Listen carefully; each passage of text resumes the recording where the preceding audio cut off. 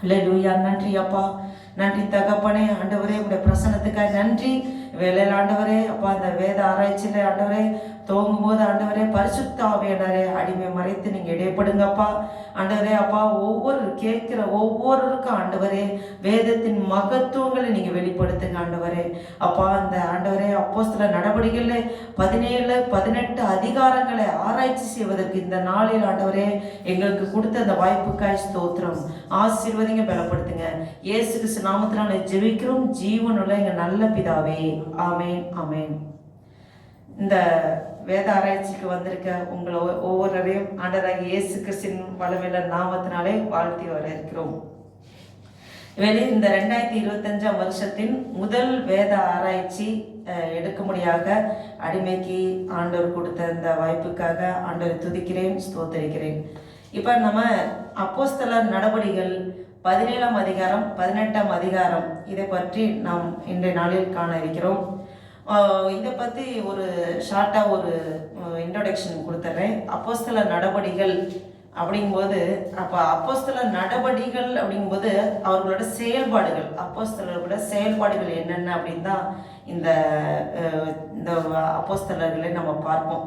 இது சபை தொடங்கப்பட்ட நாளிலிருந்து ரோமாபுரிக்கு சென்று அடையும் வரை உள்ள அந்த சரித்திரம். அதாவது சபை எங்கே துவங்குதுன்னா எருசலேம்ல.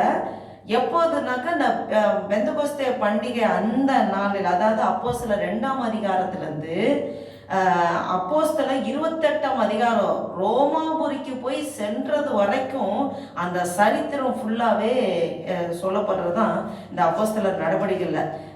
அதாவது ரோமாபுரி வரைக்கும் ஆண்டவரோட சுவிசேஷம் போயிடுச்சுன்னா உலகங்களும் போன மாதிரி தான். அதை மீன் பண்ணி தான் இந்த சரித்திரம் அந்த ரோமாபுரிக்கு போனதும் இந்த சரித்திரம் முடிவடைகிறது.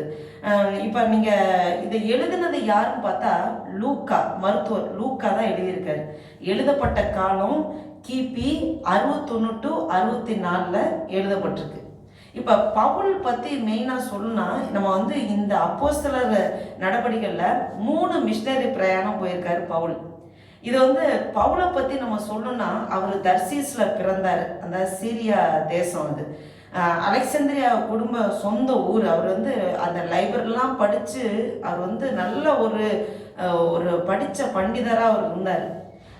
பரிசேயர் குடும்பத்தில் வந்தவர். யூத மதத்தை அந்த ஆளுமை அவர் அந்த ஃபுல்லாக அந்த யூத மதத்தை அருமையாக அவர் படிச்சிருக்காரு. கமாலியல் கிட்ட மொத்தமாகவே 4 to 5 பேர் தான் கமாலியல் கிட்ட படித்தவங்க. அதில் ஒருத்தர் பவுல். சீரியன் மொழி நல்லாவே அவருக்கு தெரியும். எகிப்திய மொழி பேசினார். வளர்ந்த ஊர் எகிப்தில் லத்தீன் மொழி பேசினார். ஏன்னா அவர் ஒரு ரோம பிரஜை. எபிரேய மொழி பேசினார். அவர் ஒரு பரிசேயன். அரபிய மொழி பேசினார். கூடுதலாக வாழ்ந்தது எருசலேம்ல. கிரேக்க மொழி அவர் பேசினார். ஏன்னா அவர் சர்வதேச மொழியாக இருந்தனால அவர் இது பண்ணார். அப்போ பவுலுக்கு இவ்வளோ ஒரு டேலண்டெல்லாம் ஆண்டவர் இயற்கையாகவே பவுலுக்கு கொடுத்துருந்தார். இப்போ இந்த அப்போஸ்தலர் நடவடிக்கைகள் நம்ம பார்க்குறோம். இதில் நம்ம பவுலோட 3 மிஷனரி பிரயாணம் அவர் மேற்கொண்டிருக்காரு. இந்த 3 மிஷனரி பிரயாணத்தில் நம்ம இன்னைக்கு பார்க்க போகிறது என்னன்னா, அந்த 2வது மிஷனரி பிரயாணம் எப்போ ஆரம்பிச்சதுன்னா அப்போஸ்தலர் நடவடிக்கைகள் அதில் 15ஆம் அதிகாரத்தில் ஆரம்பித்து அதில் 15ஆம் அதிகாரத்தில் 36வது வசனத்திலிருந்து அப்போஸ்தலர் நடவடிக்கைகள் 18ஆம் அதிகாரத்தில் 22ஆம் வசனம் வரைக்கும் முடியுது அந்த 2வது மிஷனரி பிரயாணம். இதில் நம்ம இன்னைக்கு பார்க்க இருக்கிறது அப்போஸ்தலர் நடவடிக்கைகள் 17ஆம் அதிகாரம் 18ஆம் அதிகாரத்தை பற்றி டீப்பாக ஆராய்ச்சி செய்வதற்கு ஆவியானவர் நமக்கு உதவி செய்ய வல்லவராக இருக்கிறார். பாருங்க, இதில் அந்த 2வது மிஷனரி பிரயாணம் பாதி வரைக்கும் அவர் முடிச்சிட்டாரு. இப்போ அடுத்த பகுதி தான் நம்ம இப்போ பார்க்க போகிறோம். இதில் அந்த 16ஆம் அதிகாரத்தில் நம்ம பார்க்குறோம். லாஸ்ட்டாக அவர் எந்த பட்டணம் போயிருக்காருன்னா பிலிப்பு பட்டணத்தில் அவர் பிரயாணம் பண்ணிட்டு அங்கே பவுலும் சீலாவையும் சிறையில் போட்டாங்க. போட்டதுக்கப்புறம் அங்கே நடந்த காரியங்கள், அதுக்கப்புறம் அடுத்த நாளே அவங்களே பவுலே சீலாவை ரிலீஸ் பண்ணிடுறாங்க. இது 16ஆம் அதிகாரத்தில் லாஸ்ட்டாக 40வது வசனம் என்னன்னு பார்த்தோன்னா, அவர் லீதியாள் வீட்டுக்கு போகிறாங்க. அந்த லீதியாள் கர்த்தரை வணங்குற ஒரு பக்தி உள்ள மகளாக இருந்தாங்க. அவங்க நல்ல பணக்கார வசதியானவங்க, ரத்தாம்பர நூல் அதெல்லாம் செஞ்சு நல்ல வேலைப்பாடுகள்லாம் செய்கிறவங்க. அவங்க நல்ல வசதி உள்ளவங்க, நல்ல பவுலோட ஊழியத்துக்கு நல்லா சப்போர்ட் பண்ணவங்க அவங்க. அப்போ அங்கே இருந்துட்டு உடனே அவர் என்ன பண்ணுறாரு, அடுத்த பிரயாணத்தை ஸ்டார்ட் பண்ணுறாரு. இதுதான் 16ஆம் அதிகாரத்தின் கடைசி. இது நம்ம இன்னைக்கு பார்க்க போகிறது அப்போஸ்தலர் 17ஆம் அதிகாரம். அதுலேருந்து நம்ம ஸ்டார்ட் பண்ணுவோம். இப்போ 17ஆம் அதிகாரத்தில் பார்த்தீங்கன்னா மூன்று பகுதிகளாக நம்ம பார்க்கலாம். எப்படின்னா 1 to 10 வரைக்கும் அப்போஸ்தலராகிய பவுல் தெசலோனிக்கே பட்டணத்தில் செய்யும் ஊழியங்களை குறித்து பார்க்கலாம். அடுத்து 11ஆம் அதிகாரத்திலிருந்து 11ஆம் வசனம் முதல் 14ஆம் வசனம் வரைக்கும் பார்த்தோன்னா பெரோயா பட்டணத்தில் அவர் செய்த ஊழியங்களை பார்க்கலாம். அடுத்து 15ஆம் வசனம் முதல் 34ஆம் வசனம் வரைக்கும் பார்த்தா ஏத்தேன்ஸ், அதாவது அத்தினே பட்டணத்தில் பவுல் செய்த ஊழியங்களை பார்க்கலாம். இது 17ஆம் அதிகாரத்தில் இந்த மாதிரி 3 பிரிவுகளாக நம்ம இதை பார்க்க இருக்கிறோம். இந்த இடத்துல பவுல் அந்த பிலிப்பு பட்டணத்துல தான் தொடர்ச்சியாக இந்த இப்போ இங்கே வராரு. 17ஆம் அதிகாரத்தில் பார்த்தோன்னா அந்த முதல் வசனம் பார்த்தோன்னா, அவர்கள் அம்பிபோலி பட்டணத்தையும் அப்போலோனியா பட்டணத்தையும் கடந்து தெசலோனிக்கே பட்டணத்துக்கு வந்தார்கள். அங்கே யூதருக்கு ஒரு ஜெப ஆலயம் இருந்தது. இப்போ பார்த்தீங்கன்னா அவங்க அம்பிபோலி அந்த அப்போலோனியா அப்போ அந்த பட்டணம் அந்த ஊரெல்லாம் கடந்து தான் தெசலோனிக்கா பட்டணத்துக்கு வராங்க. இந்த தெசலோனிக்கா பட்டணத்தில் பார்த்தோன்னா அந்த பட்டணத்தை பற்றி நம்ம சொல்லணும்னா எல்லா பட்டணங்களை விட அது ஒரு சூப்பரான பட்டணம். பெரிய கோடீஸ்வரரும் கிடையாது, ரொம்ப பெரிய ஏழைகளும் கிடையாது, ஒரு நடுத்தர வசதி உள்ளவங்க. ஆனால் ரொம்ப நல்லவங்க, சரியான நல்லவங்க. அவங்க இந்த பிலிப்பியர் மாதிரி ஏழைகள் இல்லை, ஆனால் அப்பாவிகள். ஆண்டவரை பயங்கரமாக நேசிப்பாங்க. இது ஆரம்ப கால ஊழியம். அவர் 2வது மிஷினரி, அவர் அங்கே போய் மிஷினரியாக தான் போய் ஆண்டவரை பற்றி சொல்கிற அந்த ஆரம்ப ஸ்டேஜ். அவங்க சொல்லி அதுக்கப்புறம் சபையெல்லாம் வளர்ந்ததுக்கப்புறம் உள்ள காரியங்கள் பார்த்தா அந்த மக்கள் எப்படின்னா ரொம்ப ஆண்டவர் பயங்கரமாக நேசிக்கிறவங்க, நல்ல ஊழியர்களை தாங்குறாங்க, நல்லா சப்போர்ட் பண்ணுவாங்க, ஆண்டவர் மேலே வார்த்தை மேலே அதிகமாக அன்பு வச்சுருந்தாங்க. அந்த நம்ம 1 தெசலோனிக்கர் 2 தெசலோனிக்கரில் உள்ளதெல்லாம் பார்த்தோம்னா நம்ம இதை பற்றி நிறையாவே தெரிஞ்சுக்கலாம். அப்போ அவங்க அன்பு அதிகமாக ஆண்டவர் மேலே அப்படி வச்சிருக்கிறது நல்லது தான். அதை புத்தியினமாக அதிகமாக இருக்கக்கூடாதுன்னு தான் பவுலோட பிரசங்கம் அநேகம் இருக்கும். இங்கே இப்போ ஒரு தெசலோனிக்கா பட்டணத்தில் ஒருத்தங்க பிரசங்கம் பண்ணிட்டு போகிறாங்க. என்னென்னா ஆண்டவர் அந்த ஒலிவ மலையிலேருந்து கிளம்பி அவர் உயிர்த்தெழுந்ததுக்கப்புறம் 40 நாள் சீசர்களுக்கு தரிசனமாகி அந்த ஒலிவ மலையிலேருந்து மேலே போகும்போது அப்படியே பார்க்குறாங்க. அப்புறம் 2 தூதர்கள் சொல்கிறாங்க, நீங்கள் வானத்தை அண்ணாந்து பார்க்குறீங்க, ஆண்டவர் போன தேவன் அவர் திரும்ப அப்படியே வருவாருன்னு சொன்னதும் அவங்க என்ன நினச்சிட்டாங்க, இன்றைக்கும் நாளைக்கும் வரப்போகிறாங்க, ஆண்டவர் வரப்போகிறாருன்னு சொல்லி அவங்க பயங்கரமாக அந்த பிரசங்கத்தை கேட்டதுக்கப்புறம் என்னன்னா, இப்போ வர போகிறாரு, நம்ம எதுக்கு வேலை செய்யணும், பசங்களை ஏன் ஸ்கூலுக்கு போய் அனுப்பணும், நம்ம மலைக்கு போவோம், சீக்கிரமாக அவரோட போயிடலான்னு சொல்லி அவங்க ஒரு மூடத்தனமாக ரொம்ப ஆண்டவர் மேலே அவ்வளோ அன்பு வச்சனால அவங்க இப்பயும் நாளைக்கும் ஆண்டவர் வர போகிறாரு. இதில் யாராவது இறந்துட்டா, ஐயோ ஆண்டவர் வரப்போறாரு, இந்த டைம்ல இறந்துட்டாங்களே, எடுத்துக்கொள்ளப்பட முடியாதே அப்படின்னு சொல்லி அதில் ஒரே டிப்ரெஷன் ஆகி அவங்க அழுதுட்டு இருக்கெல்லாம் பார்த்து தான் ஆண்டவர் இந்த பவுல் சொல்றாரு 1 தெசலோனிக்கர் 2 தெசலோனிக்கர்ல அதில் எழுதும்போதெல்லாம் 1 தெசலோனிக்கர் பார்த்தா இந்த மாதிரி மரித்தவங்க தான் முதலாவது எழுந்திருப்பாங்க, அதுக்கப்புறம் தான் உயிரோடு இருக்கிறவங்களாம் எழுந்திருப்போம் அப்படின்லாம் நிறைய அதை பற்றி பேசுறதெல்லாம் அதில் போட்டிருக்கோம். ஃபஸ்ட்டு தெசலோனிக்கர் அதில் புரியாதனால தான் 2வது தெசலோனிக்கர் இதெல்லாம் எழுதுறத பார்க்கலாம். ஆண்டவர் வருகையை பற்றி, திருடன் வருவது போல அவர் வருகை இருக்கும். ஏன்னா இதை பற்றி ஒரு அவேர்னஸ் அவங்களுக்கு அவ்வளோ தெரியாதனால அதை பற்றி பவுல் நிறையா அந்த 1 தெசலோனிக்கேல நிறைய சொல்லியிருப்பாரு. அது புரியாதனால தான் 2 தெசலோனிக்கே எழுதுறேன். இது ஒரு ஜஸ்ட் அதை பற்றி ஒரு இன்ட்ரோடக்ஷன். இப்போ அவர் ஆரம்ப கால ஊழியம் இப்போ தெசலோனிக்கே பட்டணத்துக்கு வராரு. இந்த வசனம் நம்ம ஃபர்ஸ்ட் பார்த்தபோது யார் யார் அவர்கள் அம்பிபோலி பட்டணத்தையும் அப்போலோனியா பட்டணத்தையும் கடந்துனா அவர்கள் யார் வராங்கன்னா பவுலு, சீலா, அப்புறம் தீமோத்தேயு, இவங்க தான் வராங்க. லூக்கா என்னன்னா பிலிப்பு பட்டணத்துல நீங்க இருங்க, அங்க உள்ள சபை மக்களை நீங்க திடப்படுத்துங்கன்னு சொல்லி அங்கே விட்டுட்டு தான் இங்க யார் வர்றதுன்னா பவுல், சீலா வராங்க, தீமோத்தேயு வராங்க. அவங்க நேரா எங்க வராங்கன்னா பட்டணத்துக்கு அங்கே யூதருக்கு ஒரு ஜெப ஆலயம் இருக்கு. அவங்க இந்த ஜெப ஆலயத்துக்கு வராங்க. இப்போ ஒரு டிஸ்டன்ஸ் சொல்ல போனா பிலிப்பு பட்டணத்திலிருந்து தெசலோனிக்கே பட்டணத்து வரைக்கும் பார்த்தீங்கன்னா ஒரு 100 மைல் டிஸ்டன்ஸ் இருக்கு. அவங்க அவ்வளோ டிஸ்டன்ஸ் கடந்து தான் இந்த தெசலோனிக்கே பட்டணத்துக்கு வராங்க.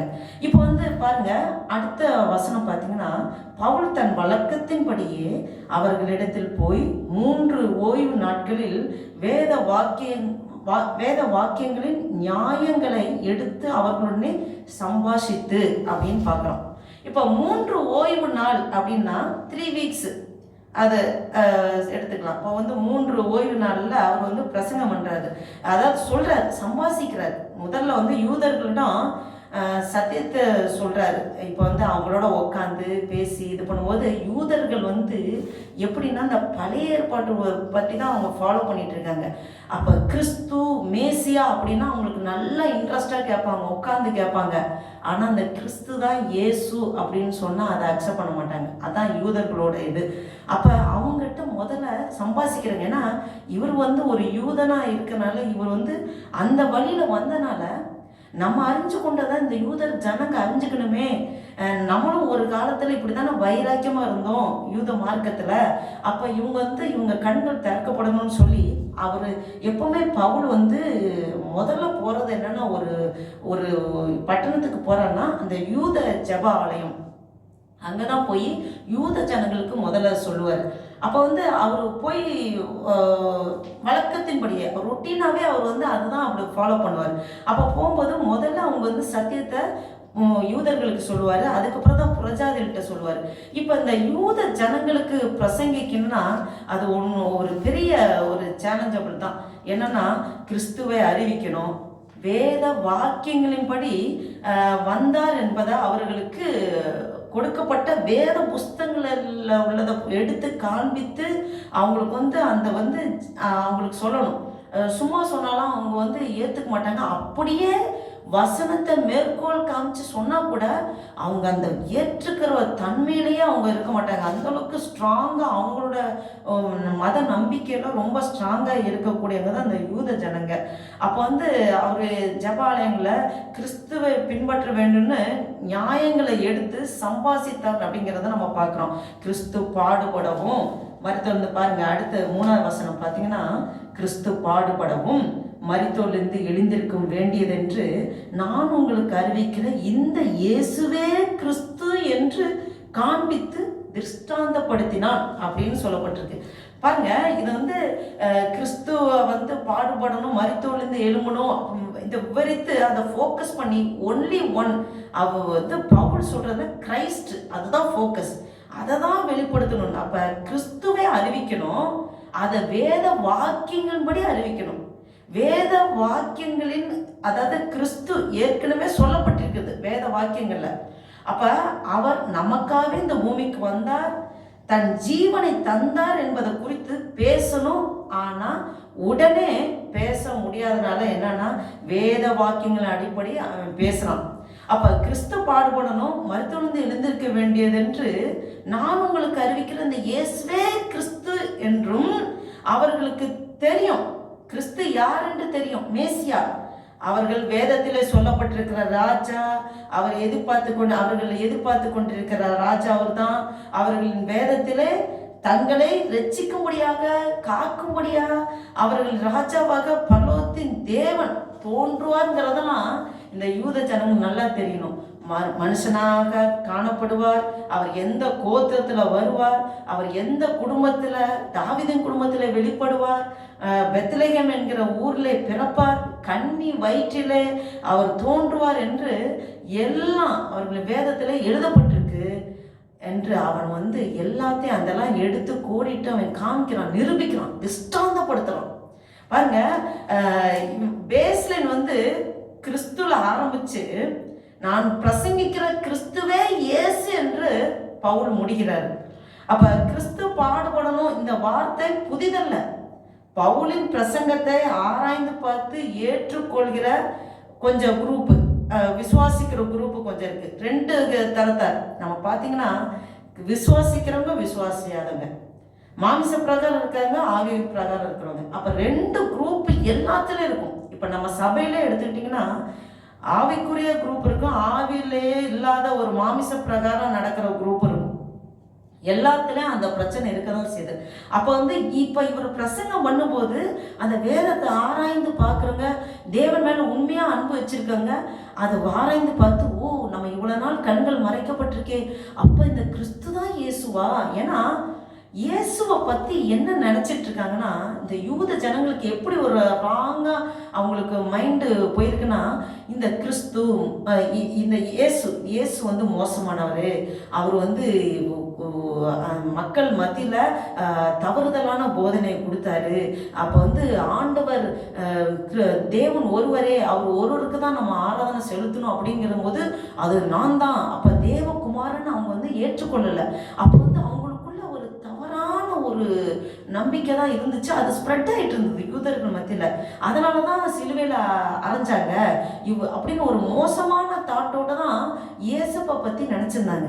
அப்போ இயேசு அப்படி இல்லை, தேவனால் அனுப்பப்பட்டவர், அவர் தான் தேவன் அப்படின்னு சொல்லி அதை விளக்கப்படுத்ததான் பவுல் நிறைய வசன ஆதாரங்களை கொண்டு திஷ்டாந்தப்படுத்துறாரு. அப்ப அதை ஏற்றுக்கொண்டவங்க பாருங்க, 17ஆம் அதிகாரம் 4ஆம் வசனத்துல பார்த்தா, அவர்களில் சிலரும், அதாவது யூதர்கள்ல சிலரும், பக்துள்ள கிரேக்கரில் திரளான ஜனங்களும், கனம் பொருந்திய ஸ்திரீகளில் அநேகரும் விசுவாசித்து பவுலையும் சீலாவையும் சேர்ந்து கொண்டார்கள் அப்படின்னு பார்க்குறோம்.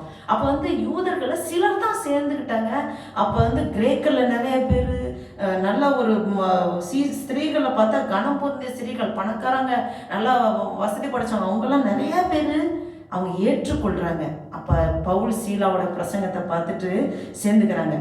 இப்போ இந்த விசுவாசியாத குரூப் இருக்குல்ல, இப்போ விசுவாசியாத குரூப்பு அவங்களுக்கு இந்த இப்படி பண்ணுறாங்களேன்னு பயங்கரமாக இவங்க மேலே ஒரு பொறாமை, எரிச்சல், பகை வந்துருச்சு. ஏன்னா இந்த ஐரோப்பிய தேசத்துல தான் இந்த தெசலோனிக்க பட்டணம் இருக்கு. இப்போ இவர் 2வது மிஷனரி பிரயாணமாக இவர் சொல்லும் போதே இதுக்கு முன்னாடியே யூத ஜபாலயம் இங்கே இருந்திருக்கு. அங்குள்ள மக்களை யூதர்களாக மாற்றணும்னு இவங்க ரொம்ப நாளாக பிரயாசம் பண்ணியிருக்காங்க, யூதர்களாக மாற்ற முடியல.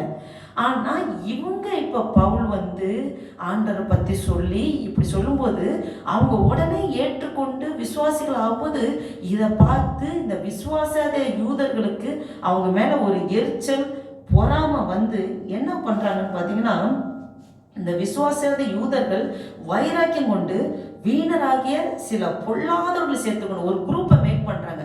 கொஞ்சம் பேரை சேர்த்துக்கிட்டு கூட்டம் கூடி பட்டணத்தில் அமளி உண்டாக்கி யாசோனுடைய வீட்டை வளைந்து கொண்டு, இது யார் யாசோன் அப்படின்னு பார்த்தா, அவர் கர்த்தரை வணங்குகிற அவர் ஜப ஆலயத்துல தான் இருக்கிறாரு. அந்த யாசோன் ஏற்றுக்கொள்கிறார். யாசோன் அவங்க வீட்டில் இருந்து தான் இவங்க இவங்களுக்கு அடைக்கலம் கொடுத்து வச்சிருக்காரு. யாசோன் வீட்டில் தான் இவங்க தங்கி இருந்து இவங்க எல்லாம் இப்படி பண்றாங்க, இவங்க உலகத்தை கலக்குகிறவங்க அப்படின்னு சொல்லி இவங்க என்ன பண்றாங்க, யாசோன் வீட்டை வளைந்து கொண்டு அவர்களை பட்டணத்திற்கு முன்பாக இழுத்து கொண்டு வர வகை தேடுறாங்க. அப்ப அவர்களை காணாம, அப்ப யாசோன் வீட்டை சர்ச் பண்ணும்போது யாருமே இல்லைங்க. இந்த பவுல் சீலா தீமோத்தே அங்க இல்லை. அப்போ அவங்கள காணாம யாசோனையும் சில சகோதரையும் பட்டணத்தை அதிகார இடத்துல கொண்டு உலகத்தை கலக்குறவர்கள் இங்கேயும் வந்திருக்கிறார்கள். யாரு? பவுல் சீலா தீமோத்தேயுங்களாம் உலகத்தை கலக்குறாங்க, பிரச்சனை உண்டு பண்றாங்க, தேவையில்லாத பொதிக்கிறாங்க, இவங்க வந்து இதுக்கு இந்த யாசோன் வந்து அடைக்கலம் கொடுக்குறாங்க வீட்டிலன்னு சொல்லி எல்லாம் கம்ப்ளைண்ட் பண்ணி பிரச்சனை போராட்டம் பண்றாங்க. இவர்களை யாசோன் ஏற்றுக்கொண்டான். இவர்கள் எல்லாரும் இயேசு என்னும் வேறொருவனை ராஜா என்று சொல்லி ராயனுடைய கட்டளைக்கு விரோதமாக செய்கிறார்கள் என்று கூக்குலிட்டு பாருங்க. இந்த யூதர்கள் வந்து ராயன்ட்ட போய் கம்ப்ளைண்ட் பண்ணும்போது அவங்களோட வே ஆஃப் தாட் கம்ப்ளைண்ட் எப்படி பண்றாங்கன்னா, இப்ப மத ரீதியா ஏதாவது சொன்னா அவங்க கேட்க மாட்டாங்க. அப்ப வந்து இது இயேசு என்கிற வேறொரு ராஜா அப்படின்னு சொல்லி, அப்ப ராயனுக்கு உடனே ராஜாவா என்னது நமக்கு போட்டியாவா அப்படி அப்படி அந்த மாதிரி தாட்டு கொண்டு வரதுக்கு அவங்களோட வே ஆஃப் அப்ரோச்சிங் வந்து அந்த மாதிரி இருக்கு. அப்ப வந்து யாசோன் இவன் வந்து அடைக்கலம் கொடுக்குறான் அப்படின்னு சொல்லி அவங்களுக்கு எகென்ஸ்டா எல்லாம் பண்றாங்க. அப்போ பாருங்க, அடுத்து 8வது வசனம் பார்த்தா, இவைகளை கேட்டுக்கொண்டிருந்த ஜனங்களையும் பட்டணத்து அதிகாரிகளையும் கலங்க பண்ணினார்கள். இவங்க வந்து அந்த இடத்துல பெரிய பிரச்சனை பண்றாங்க. அடுத்து பார்த்தீங்கன்னா, பின்பு அவர்கள் யாசோன் இடத்திலும் மற்றவர்களிடத்திலும் ஜாமீன் வாங்கி கொண்டு அவர்கள் விட்டு விட்டார்கள். என்னன்னா, இனி இவங்களை சேர்க்கக்கூடாது, இனி இவங்களை வீட்லையோ இந்த ஊர்லயோ சேர்க்கக்கூடாது, துரத்தி விட்டுறணும்னு சொல்லி அவங்ககிட்ட எழுதி கையெழுத்து வாங்கி ஜாமீன் வாங்கி அப்புறம் அனுப்பிச்சு விட்டாங்க. இப்படி இந்த தெசலோனிக்கே பட்டணத்துல இவங்க இப்படி பண்றாங்க. இதுதான் அந்த தெசலோனிக்கே பட்டணத்துல நடக்கிறத பார்க்குறோம். இது வந்து ஷார்ட்டா கொடுத்துருக்கு. இன்னும் 1 தெசலோனிக்கே 2 தெசலோனிக்கே இன்னும் டீப்பா அதை பத்தி நம்ம பார்க்குறோம். இப்ப பாத்தீங்கன்னா 10வது வசனம் பாத்தீங்கன்னா, உடனே சகோதரர் வந்து அந்த ராத்திரி காலத்திலே பவுலையும் சீலாவையும் பெரோயா பட்டணத்துக்கு அனுப்பி விட்டார்கள். அவர்கள் அங்கே சேர்ந்து யூதருடைய ஜெபாலயத்திற்கு போனார்கள். இப்ப இவங்க வந்து என்ன பண்றாங்க, பெரோயா பட்டணத்துக்கு அவங்க போயிட்டாங்க. இப்போ பெரோயா பட்டணத்தில் அவங்க வந்து தெசலோனிக்கேல இப்படி வந்து குரூப் பிரச்சனை பண்ணுறாங்கன்னு சொல்லி தான் அவங்க வந்து அங்கே போயிட்டாங்க. இப்போ பெரோயா பட்டணத்துக்காரங்க எப்படின்னு பார்த்தாக்க அவங்க வந்து ரொம்ப இப்போ தெசலோனிக்கே பட்டணத்துலேருந்து பெரோயா பட்டணத்துலேருந்து டிஸ்டன்ஸை நம்ம பார்த்தோன்னா 60 மைல் டிஸ்டன்ஸு. அப்போ வந்து இந்த பெரோயா பட்டணத்துக்காரங்க வசனத்தை ஆர்வமாக கேட்டு கீழ்ப்படுகிற ஒரு மக்களாக இருந்தாங்க. அவங்க வந்து அவங்களோட ரொம்ப இன்ஸ்பிரேஷன் என்னன்னா, ஒரு முன்னுதாரணமாக அவங்க வந்து பார்த்தீங்கன்னா, அடுத்த வசனம் நீங்கள் பாருங்க, அந்த பட்டணத்தார் மனோவாஞ்சையாய் வசனத்தை ஏற்றுக்கொண்டு காரியங்கள் இப்படி இருக்கிறதா என்று தினந்தோறும் வேத வாக்கியங்களை ஆராய்ந்து பார்த்ததினால் தெசலோனிக்கேயில் உள்ளவர்களை பார்த்திலும் நற்குணசாலிகளாய் இருந்தார்கள் அப்படின்னு சொல்லி பார்க்குறோம். இவங்க இந்த பெரோயா பட்டணத்துக்காரங்க ரொம்ப அந்த காட் வேர்ட்ஸை அவ்வளோ இம்பார்ட்டன்ஸ் கொடுப்பாங்க. அவங்க வந்து டெய்லி காட் வேர்ட்ஸ் மெடிடேஷன் பண்ண பாருங்க. இதில் அதான் ஒரு ஸ்பெஷாலிட்டி. அவர் வந்து அந்த பெரோயா பட்டணத்துக்காரங்க தினந்தோறும் 11வது வசனத்தை பார்த்தா, தினந்தோறும் வேத வாக்கியங்களை ஆராய்ந்து பார்த்ததினால் தெசலோனிக்கேயில் உள்ளவர்களை பார்த்திலும் அவங்க நற்குணசாலிகளாக இருந்தாங்க. இப்போ நம்மளும் ஒரு நற்குணசாலியாக இருக்கணும்னா நம்ம வேத வசனத்தை படிக்கிறதோட நிற்கக்கூடாது. படிக்கிறதோட நம்ம தியானிக்கணும், மெடிடேட் பண்ணணும், அதோட அனுதினமும் அதை வந்து உட்கொள்ளணும். நம்ம வந்து அப்படியே ஆவிக்குரிய போஜனம், அது உள்ளான மனிதனை நம்மளை திடப்படுத்தும். அப்போ உள்ளான அந்த வசனத்தை நம்ம உட்கொள்ளும் போது நம்மளோட வாழ்க்கை அதுபடி மாறும்போது நம்மளும் நற்குணசாலிகளாக மாறுவோம். அதுக்கு ஒரு எக்ஸாம்பிள் தான் அந்த பெரோயா பட்டணத்துக்காரங்க. இப்போ இந்த பெரோயா பட்டணத்துக்காரங்களும் இந்த தெசலோனிக்கே பட்டணத்துக்காரங்களுக்கும் ஒரு டிஃப்ரென்ஸ் என்ன தெரியுங்களா? இந்த பெரோயா பட்டணத்துக்காரங்களுக்கு நம்ம நற்குணசாலியாக இருக்காங்க, அவங்களுக்கு எந்த கஷ்டமும் அவ்வளோவா இல்லை. அவங்க வர்றாங்க, வேதத்தை ஆராயறாங்க, ஃபுல்லாக அதுலேயே அந்த ப்ரெசன்ஸ்லேயே இருக்கிறாங்க. ஆனால் இந்த தெசலோனிக்கேக்காரங்க பார்த்தீங்கன்னா அவங்க வந்து ரொம்ப அநேக பாடுகள் பட்டிருக்காங்க, அநேக வேதனைகள் கூட தான் அவங்க கடந்து வந்திருக்காங்க.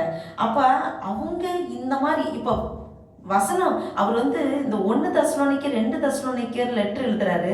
ஆனால் அந்த பெரோயா பட்டணத்துக்காரங்களுக்கு எந்த லெட்டருமே பவுல் எழுதலை.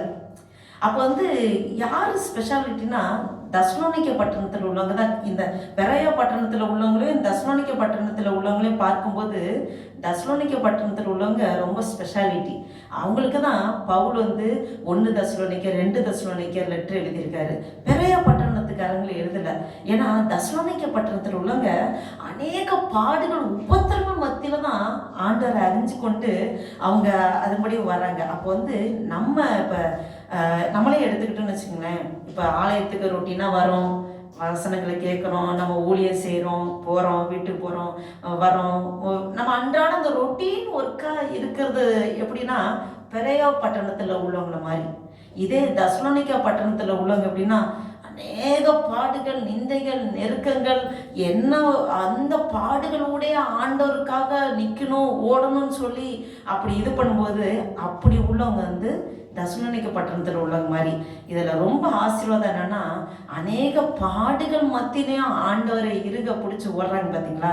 அதுதான் இருக்குதுலே அதை ஸ்பெஷாலிட்டியாக சொல்லலாம். அதுதான் அந்த தெசலோனிக்கே பட்டணத்தில் உள்ள பெரோயா பட்டணத்தில் உள்ளவங்களுக்குள்ள டிஃப்ரென்ஸை நம்ம பார்க்கலாம். இப்போ அந்த பாருங்க, இப்போ அந்த இடத்துல இப்போ தெசலோனிக்கே பட்டணத்தில் அடுத்து 12ஆம் வசனம் பார்த்தீங்கன்னா, அதனால் அவர்களில் அநேக பேரும் கனம் பொருந்திய கிரேக்கரில் அநேக ஸ்திரீகளும் புருஷர்களும் விசுவாசித்தார்கள்.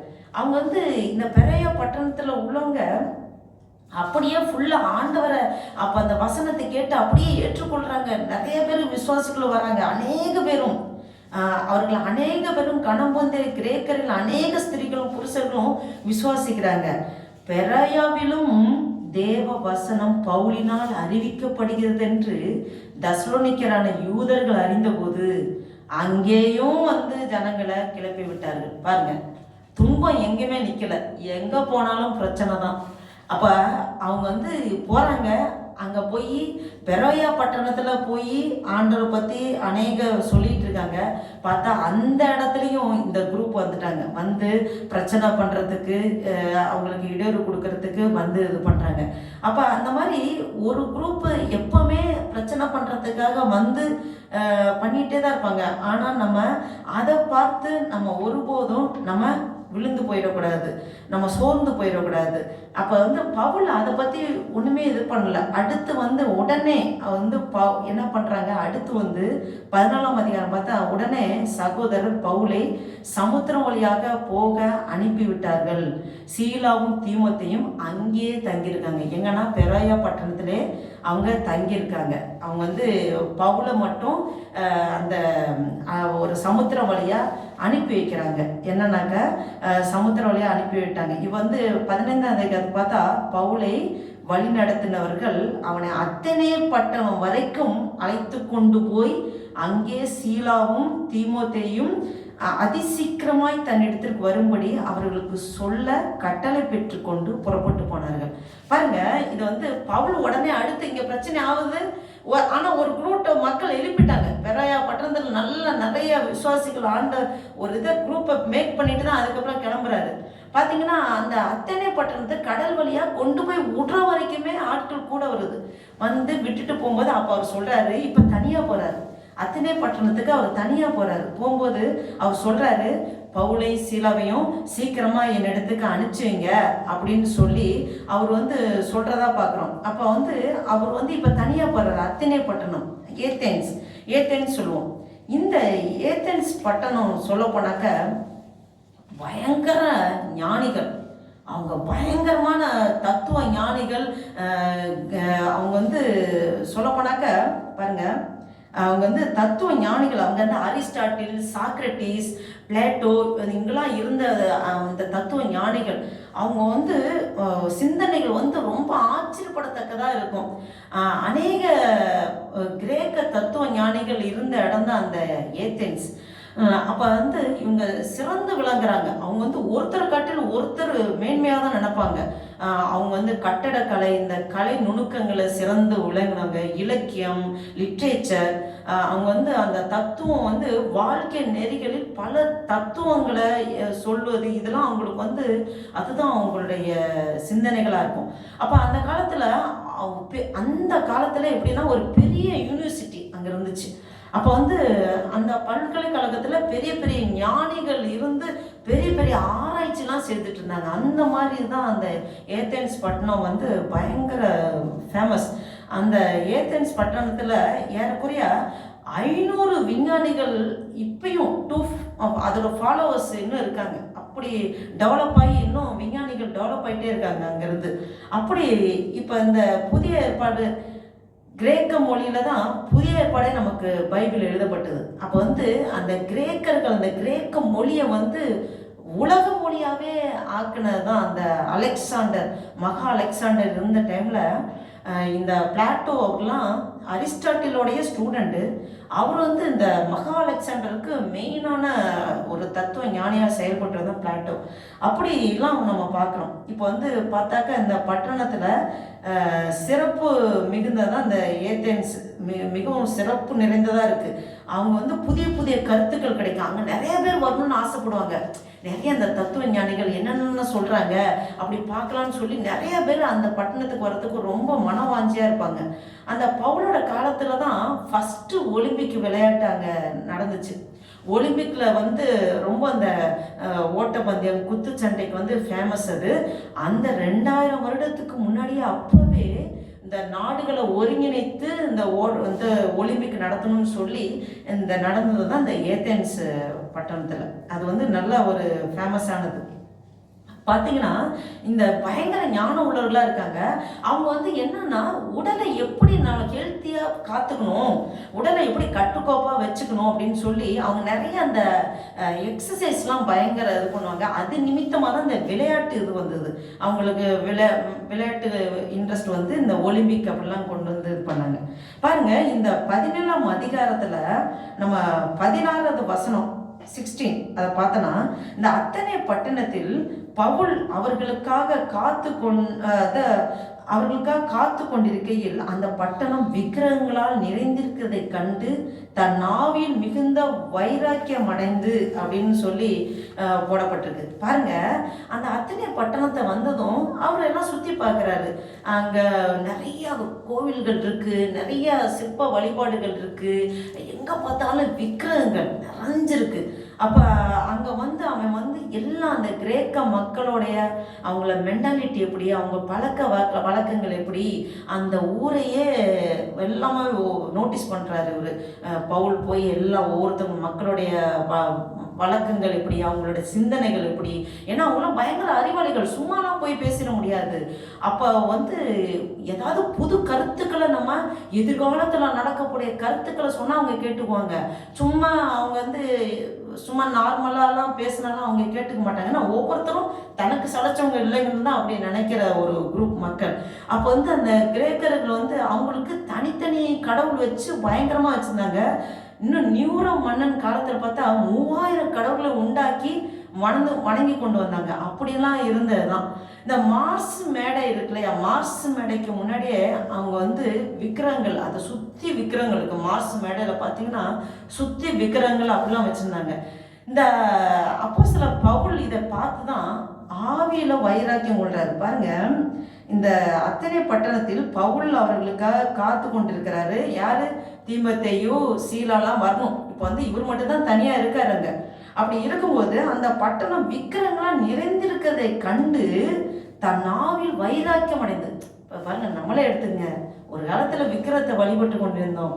இப்போ ஆண்டவர் நம்மளை தேடி வந்து அழைச்சி வேர் பிரிச்சு அழைச்சி சத்தியத்தை காமிச்சு இதுதான் வழி, இதுதான் சத்தியம்னு சொன்னதுக்கப்புறம் நம்ம அறிஞ்சு கொண்டதுக்கப்புறம் இப்போ சொந்தக்காரங்க, உறவினர்கள் இன்னும் விக்கிரக வழிபாட்டில் இருக்காங்க. ஐயோ, உண்மை தேவன் இது இல்லையே, உண்மையான தேவனத்தை அறிஞ்சுக்கிட்டா எப்படி இருக்கும், நம்ம அறிஞ்சு கொண்டது அவங்கள அறியணுமேனு நமக்கு ஒரு ஆவியில் ஒரு வைராக்கியம் வருது. பார்த்தீங்களா, அவங்களுக்கு சொல்லணும், ஒரு ஆத்மா கூட கெட்டு போகக்கூடாதுன்னு நம்ம ஒரு அந்த உணர்வு வருது இல்லையா, அதுதான் ஆவியில் வைராக்கியம் கொள்வது. இப்போ பவுலுக்கும் அது இருந்துச்சு. ஏன்னா பவுல் வந்து ஜீவன தேவனை இயேசு கிறிஸ்து அவர் அறிஞ்சு அது வந்து சொல்றதுக்காக அவர் இந்த 2வது மிஷனரி பிரயாணம் போயிட்டு இருக்காரு. இந்த புறஜாதி பட்டணம் தான் இந்த கிரேக்க பட்டணம். இவங்க வந்து ஃபுல்லாக விக்கிரகங்கள் நிறைஞ்சிருக்கு, அறியாமையில் இருக்காங்க. இவங்களுக்கு கண்கள் குருடாக்கப்பட்டிருக்கு. ஆனால் பயங்கர ஞானிகள், அறிவாளிகள். ஆனால் இவங்களுக்கு சத்தியம் தெரியல.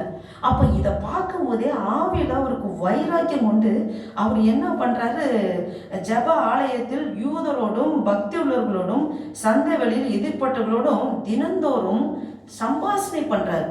பாருங்க, இப்போ தினந்தோறும் சம்பாஷணை பண்ணுறாருன்னு சொல்லி பார்க்குறோம். இப்போ பார்த்தீங்கன்னா அந்த யூத மக்கள் கொஞ்சம் பேர் அந்த இடத்துல இருக்காங்க. அப்போ சந்தை வெளியில் என்ன பேசியிருப்பாங்க, அவங்கவுங்க பிஸ்னஸ் பண்ணியிருப்பாங்கல்ல, எல்லாம் சந்தையில் வாங்குறது, விற்கிறது, எடுக்கிறது. அங்கே போய் எப்படி பேசியிருப்பாரு கொஞ்சம் நம்ம யோசிச்சு பார்த்தா, பிளான் பண்ணாமல் பேசவே முடியாது அவங்ககிட்ட. ஏன்னா அவங்க ரொம்ப அறிவாளிகள். அப்போ அவங்ககிட்ட பார்த்து போய் ஏசப்பா நீங்கள் நம்புங்க, விசுவாசிங்க, அவர் மாதிரி தொழுந்து எழுந்தாருன்னு சொன்னா அவங்களாம் யாருன்னு சொல்லி கேட்டு இது பண்ணிடுவாங்க. அப்போ டேரெக்டாக அப்படி பேச முடியாது, டேரெக்ட் அப்ரோச்சிங் அப்படி கொடுக்க முடியாது.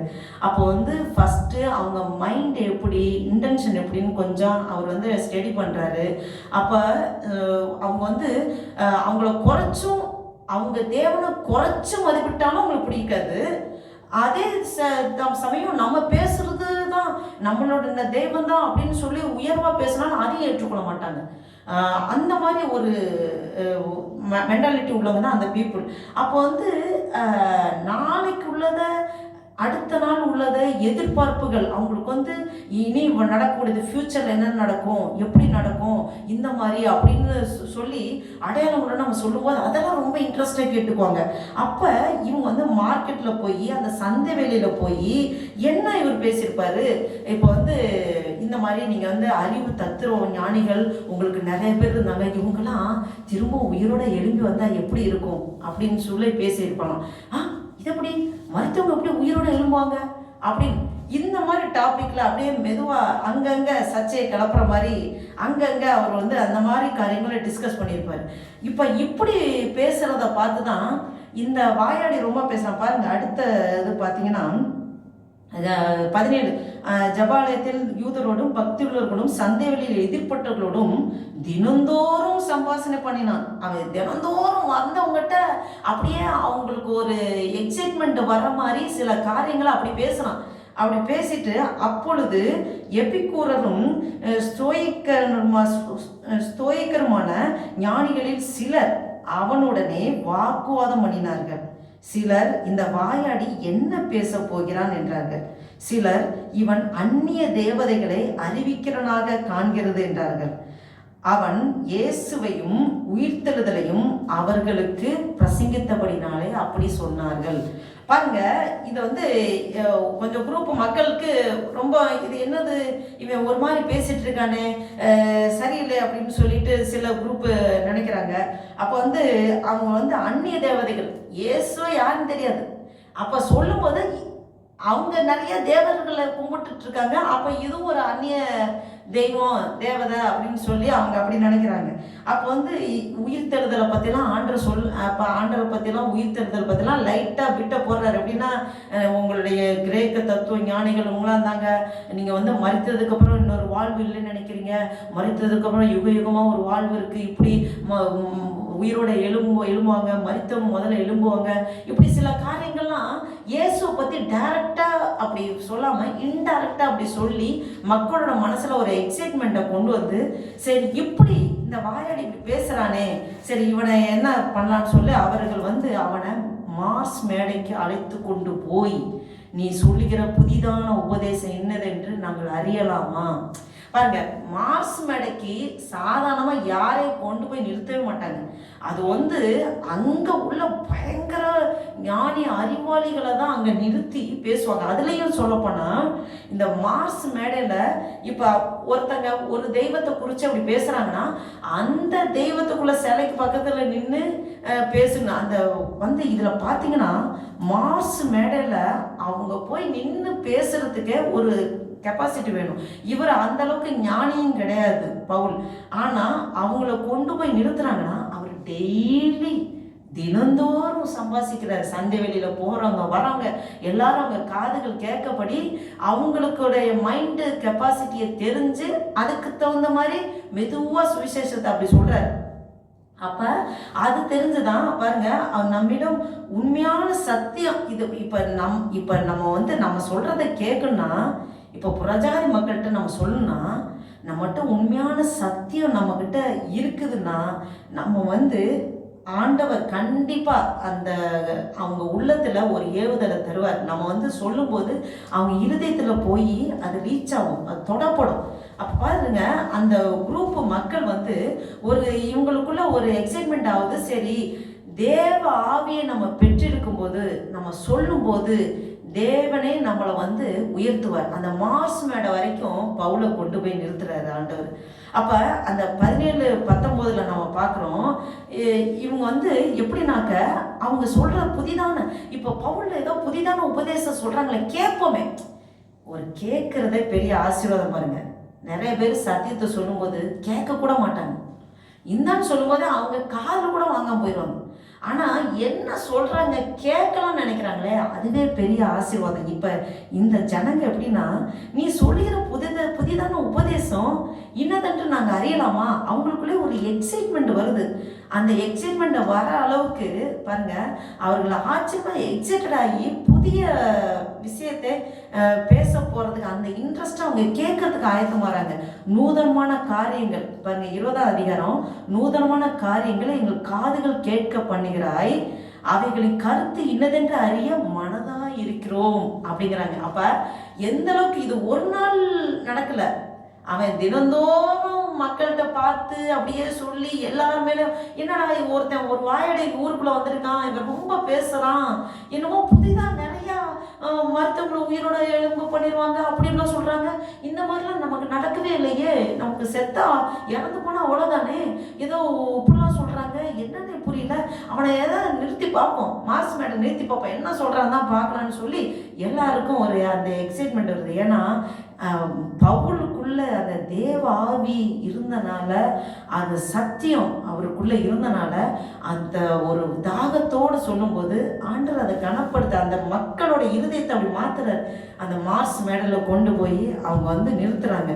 பாருங்க, இப்போ அந்த 22வது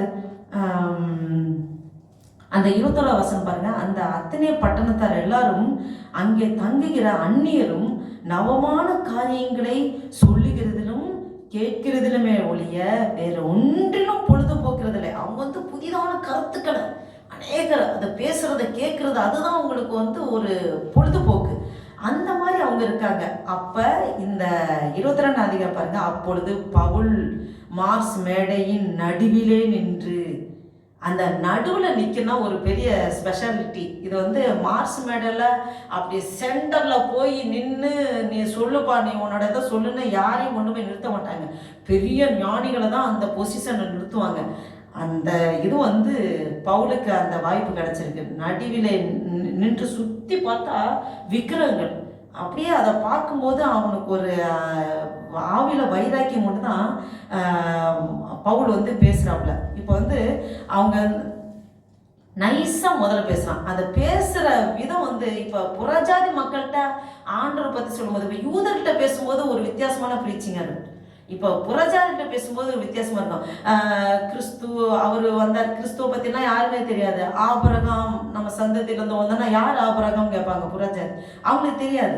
அப்போ நம்மளை உண்டாக்கினவர், நம்ம உருவாக்கினார் வானத்தை பூமி. அப்போ அதுலேருந்து வரணும்னா அது எப்படி இந்த அறிவாளிகிட்ட பேசுனா அது ஒரு பெரிய டேலண்ட்.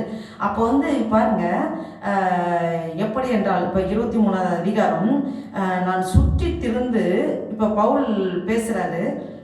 22ஆவது அதிகாரத்தை பார்க்குறேன். அப்பொழுது பவுல் மார்ஸ் மேடை நடுவிலே நின்று, அத்தினேரே, எந்த விஷயத்திலும் நீங்கள் மிகுந்த தேவ பக்தி உள்ளவர்கள் என்று காண்கிறேன். பாருங்க எப்படி ஐஸ் வைக்கிறார் பாருங்க.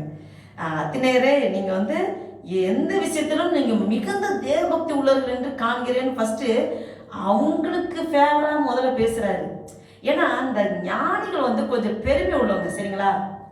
தன்னை புகழணும், தங்களை அப்படியே அப்ரிஷியேட் பண்ணணும்னு நினைக்கிறவங்க தான் அந்த ஞானிகள். அப்போ ஃபர்ஸ்ட் புகழ்றாரு, நீங்கள் நல்ல பக்தி உள்ளவங்க.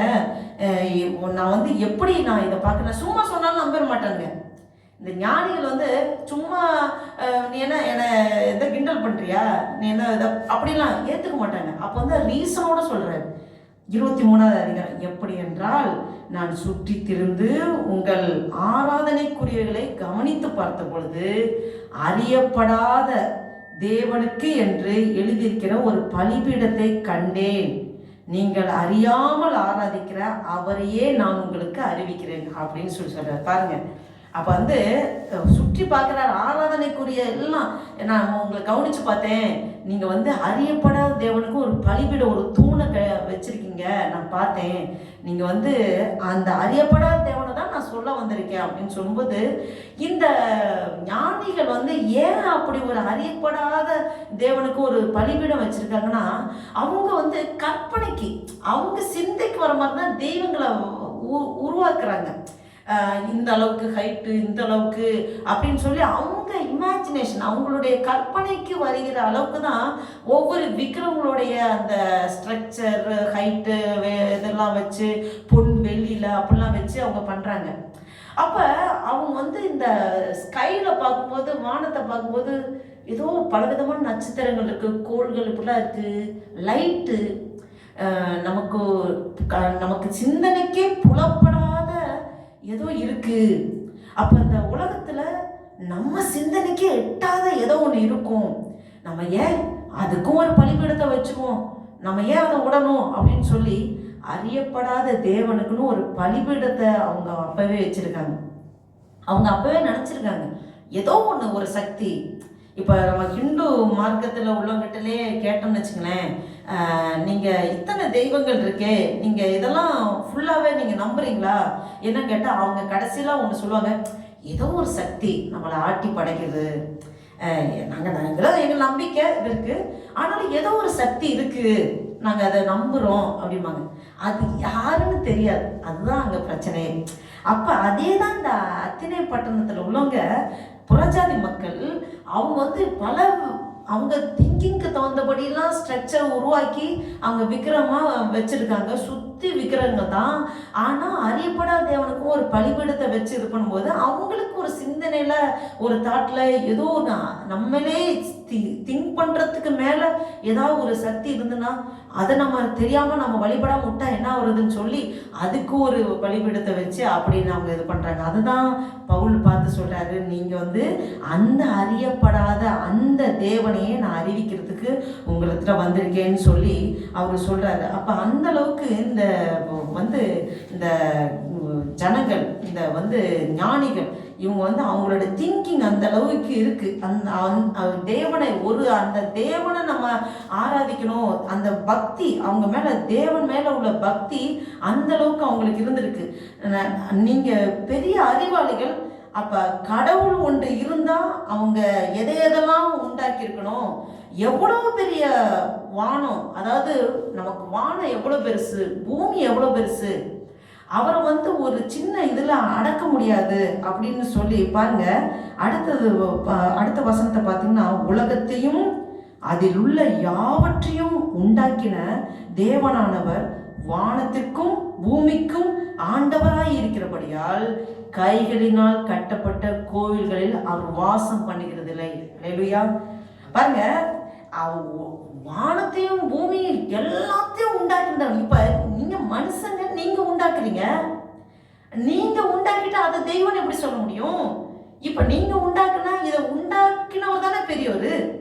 இப்ப இதெல்லாம் சிருஷ்டிக்கிறதுனா இதை வந்து உருவாக்குனவங்க தான் பெரியவங்க. அப்ப நீங்க தான் பெரியவங்க. நீங்க எப்படி இந்த விக்கிரகங்கள் பெரியவங்கன்னு எப்படி சொல்ல முடியும் அப்படின்னு அப்படி சொல்ல வரோம். அப்போ வந்து நீங்கள் வந்து ஒரு இதை உருவாக்கி இதுதான் எங்களை வழி நடத்துனுச்சு, இதுதான் தெய்வம் அப்படின்னு நீங்கள் எப்படி உங்களால் சொல்ல முடியும்? சொல்ல முடியாதுல்ல. நம்ம வந்து ஆண்டவர் வந்து பெரியவர், அவர் வந்து இந்த ஒரு சின்ன ஒரு இதுக்குள்ளே அடக்க முடியாது அப்படின்னு சொல்லி அவன் அதை பற்றி புரிய வைக்கிறான். ஆமாம், கடவுள் வந்து பெரியவராக தான் இருக்கணும், நீங்கள் வணங்குற கடவுள் எல்லாத்துக்கும் பெரியவர் அப்படின்னு சொல்லி 25வது அதிகாரம் பார்த்தீங்கன்னா, எல்லாருக்கும் ஜீவனையும் சுவாசத்தையும் சகலத்தையும் கொடுக்கிற அவர் தமக்கு யாதொன்றையும் தேவையானது போல மனுஷர் கைகளால் பணிவிடை கொள்ளுகிறதும் இல்லை. பாருங்க, இவங்க தேவனுக்கு அது செய்கிறோம் இது செய்கிறோன்னா அந்த சிலை வழிபாடுகளுக்கு அது பண்ணுறது இதை பண்ணுறது, கை வேலை பண்ணுறது, அதுக்கு பெயிண்டிங் எடுக்கிறது, வண்ணம் திட்டுறது, இந்த அது கிடையாது. அது தெய்வம் மனுஷங்களோட உதவியை நாடுறது அது தெய்வமே கிடையாதுங்கிறத அவர் இங்கே வெளிப்படுத்துகிறாரு. அவர்களை எல்லாம் இப்போ அந்த சிலையை தூக்கி ஒரு இடத்துல அங்கே வைக்கிறாங்க இங்கே வைக்கிறாங்க, அது அப்படியே தான் இருக்குது. அதை தூக்கிட்டு கொண்டு போய் அங்கே வைக்கிறாங்க. அப்போ உதவியை தேடிட்டு கடவுள் இருக்க மாட்டாங்க, மனுஷ உதவியை தேடிட்டு கடவுள் இருக்க மாட்டாரு. அதான் சொல்கிறாங்க, நீங்கள் தெரியாமல் வணங்குற கடவுள் எல்லாத்திலும் பெரியவர். அதனால் அதை சொல்லி, அதாவது நம்ம நீங்கள் எல்லா பெரிய ஞானிகள், நீங்கள் பக்தி உள்ளவர்கள், நீங்கள் இதை நீங்கள் புரிஞ்சுக்குங்க அப்படின்னு சொல்லி மெதுவாக அப்படியே சத்தியத்தை அப்படியே சொல்கிறாரு. 26ஆம் அதிகாரம் பார்த்தா, மனுஷ ஜாதியான சகல ஜனங்களையும் அவர் ஒரே இரத்தத்தினாலே தோன்ற பண்ணி பூமி எங்கும் குடி இருக்க செய்து முன் தீர்மானிக்கப்பட்ட காலங்களையும் அவர்கள் குடியிருப்பின் எல்லைகளையும் குறித்திருக்கிறார். பாருங்க, இப்ப மனுஷங்க எல்லாருமே அது ஒரே ஒரு இரத்தத்தினாலதான் உருவாக்குனாரு. பாருங்க, ஆதாமுக்கு அவன் ஆதாம் முதல்ல ஆண்டவர் ஆதாமை உருவாக்கி அந்த சந்ததி வழியாதான் ஒரு ரத்தத்துல தான் மனுக்குளம் உருவாயிருக்கு அப்படின்னு சொல்லி அந்த சத்தியத்தை சொல்ல ஆரம்பிக்கிறான். இப்படி இருக்கிறவர்கள் கடவுளா, அதாவது நீங்க நினைக்கிறதெல்லாம் கடவுளா இருக்க வாய்ப்பே இல்லை. ஒரு சாதாரண மனுஷனுக்கே பிளான் பண்ணி அநேக காரியங்களை செய்யும்போது வானத்தையும் பூமி உண்டாக்கின தேவன் பிளான் பண்ணாம செய்திடுவாரா? அவர் எல்லா பிளானோட தான் செய்யறாரு. எல்லாவற்றையும் ஒரே ரத்தத்தினாலே உருவாக்கினாரு. அவர் ஆதாமிலிருந்து தான் ஆரம்பிக்கிறாரு. அப்ப அந்த ஒரு மனுஷனை தேவன் உருவாக்கினார் அப்படின்னு சொல்லி ஆதாம அங்க நோட்டீஸ் பண்ணி காமிக்கிறாரு. அடுத்தது 27ஆவது அதிகாரத்தை பார்த்தீங்கன்னா, கர்த்தராகிய தம்மை அவர்கள் தடவியாகிலும் கண்டுபிடிக்கத்தக்கதாக தம்மை தேடும்படிக்கு அப்படி செய்தார். அவர் நம்மில் ஒருவருக்கும் தூரமானவர் அல்லவே. பாருங்க, தடவியாகிலும் கண்டுபிடிக்கணும்னா எப்படி இருக்கணும்? கண்ணு தெரியாதவங்க தான் தடவி தடவி பார்த்து இது பண்ணுவாங்க. அப்ப அவங்க இவங்க அறியாமையில் இருக்கிறாங்க. ஒருவர் தடவி கண்டுபிடிக்கணும்னா அவர்களுக்கு கண் தெரியாம இருக்கிறதா அது அர்த்தம். அப்ப அவர்களுக்கு தடயம் இல்லாதனாலதான் விக்கிரமா வைத்து விட்டாங்க. இப்ப அவங்களுக்கு தெரியல, தெய்வம் நம்ம கூட தூரமா இல்ல, நம்ம பக்கத்துல தான், நம்மகிட்ட தான் இருக்காரு. ஆனா அவங்களுக்கு தெரியாதனால அது ஒரு விக்கிரமா வச்சு அவங்க நீங்க பண்ணிட்டு இருக்கீங்க. என்ன சொல்றாருன்னா, உங்களை உயிரோட வைத்திருப்பதே அவரை கண்டுபிடிப்பதற்காக தான் அப்படின்னு சொல்றாரு. சரிங்களா? நம்ம ஜீவனோட இருக்கிற காலகட்டத்துல நமக்கு உயிரோட ஆண்டு வச்சிருக்காருன்னா, நீ தேவனை கண்டுபிடி, அதுக்குதான் நமக்கு ஜீவனே கொடுத்துருக்காரு அப்படின்னு சொல்லிதான் பவுல் பேசுறாரு. இது தெரியாம தான் இவ்வளவு பெரிய விக்கிரங்களை வச்சுட்டு இருக்கோம்.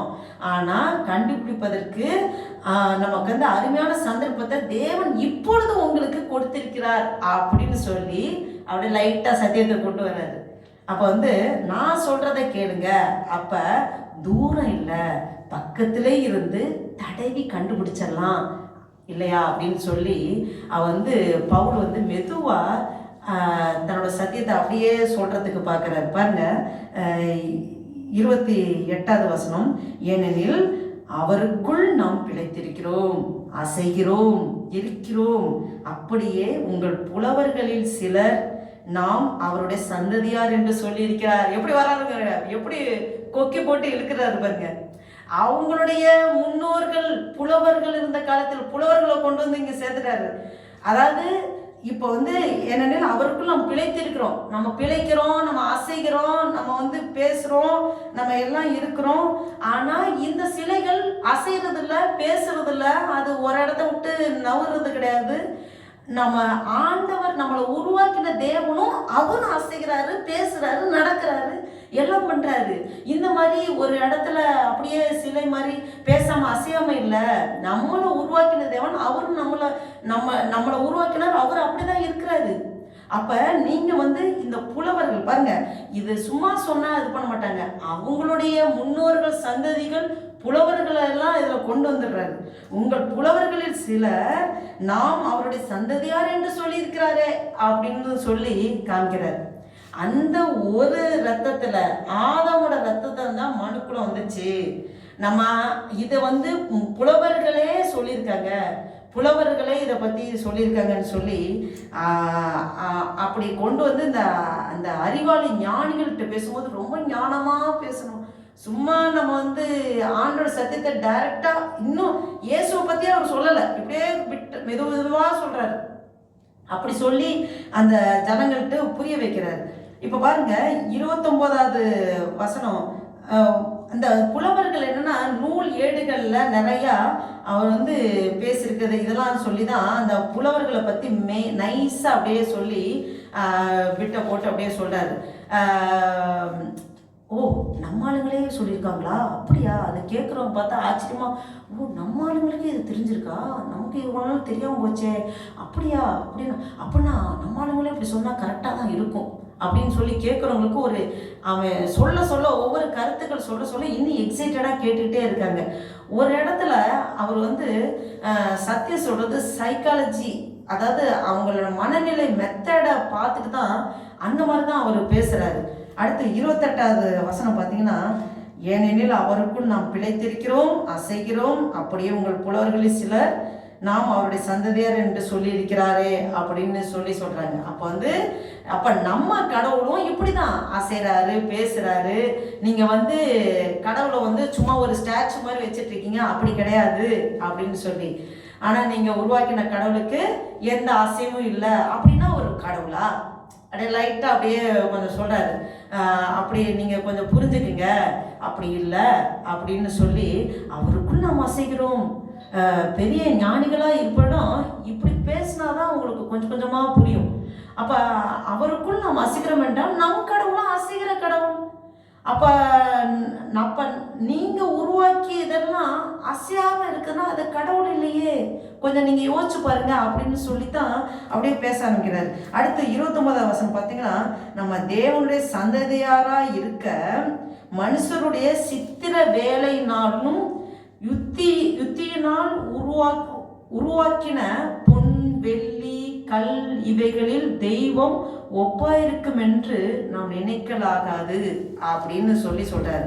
இப்ப இது வரைக்கும் உங்க அப்படின்னு நம்ம அப்படி சொல்லிட்டு இருந்தாரு. இப்ப பாருங்க, நாம் தேவனுடைய சந்ததியாராக இருக்க அவர் பாருங்க. இப்ப இந்த வசனம் ஆரம்பிக்கும் போது 29ல அது வரைக்கும் உங்களது இப்படி பேசிட்டு இருந்தாரு.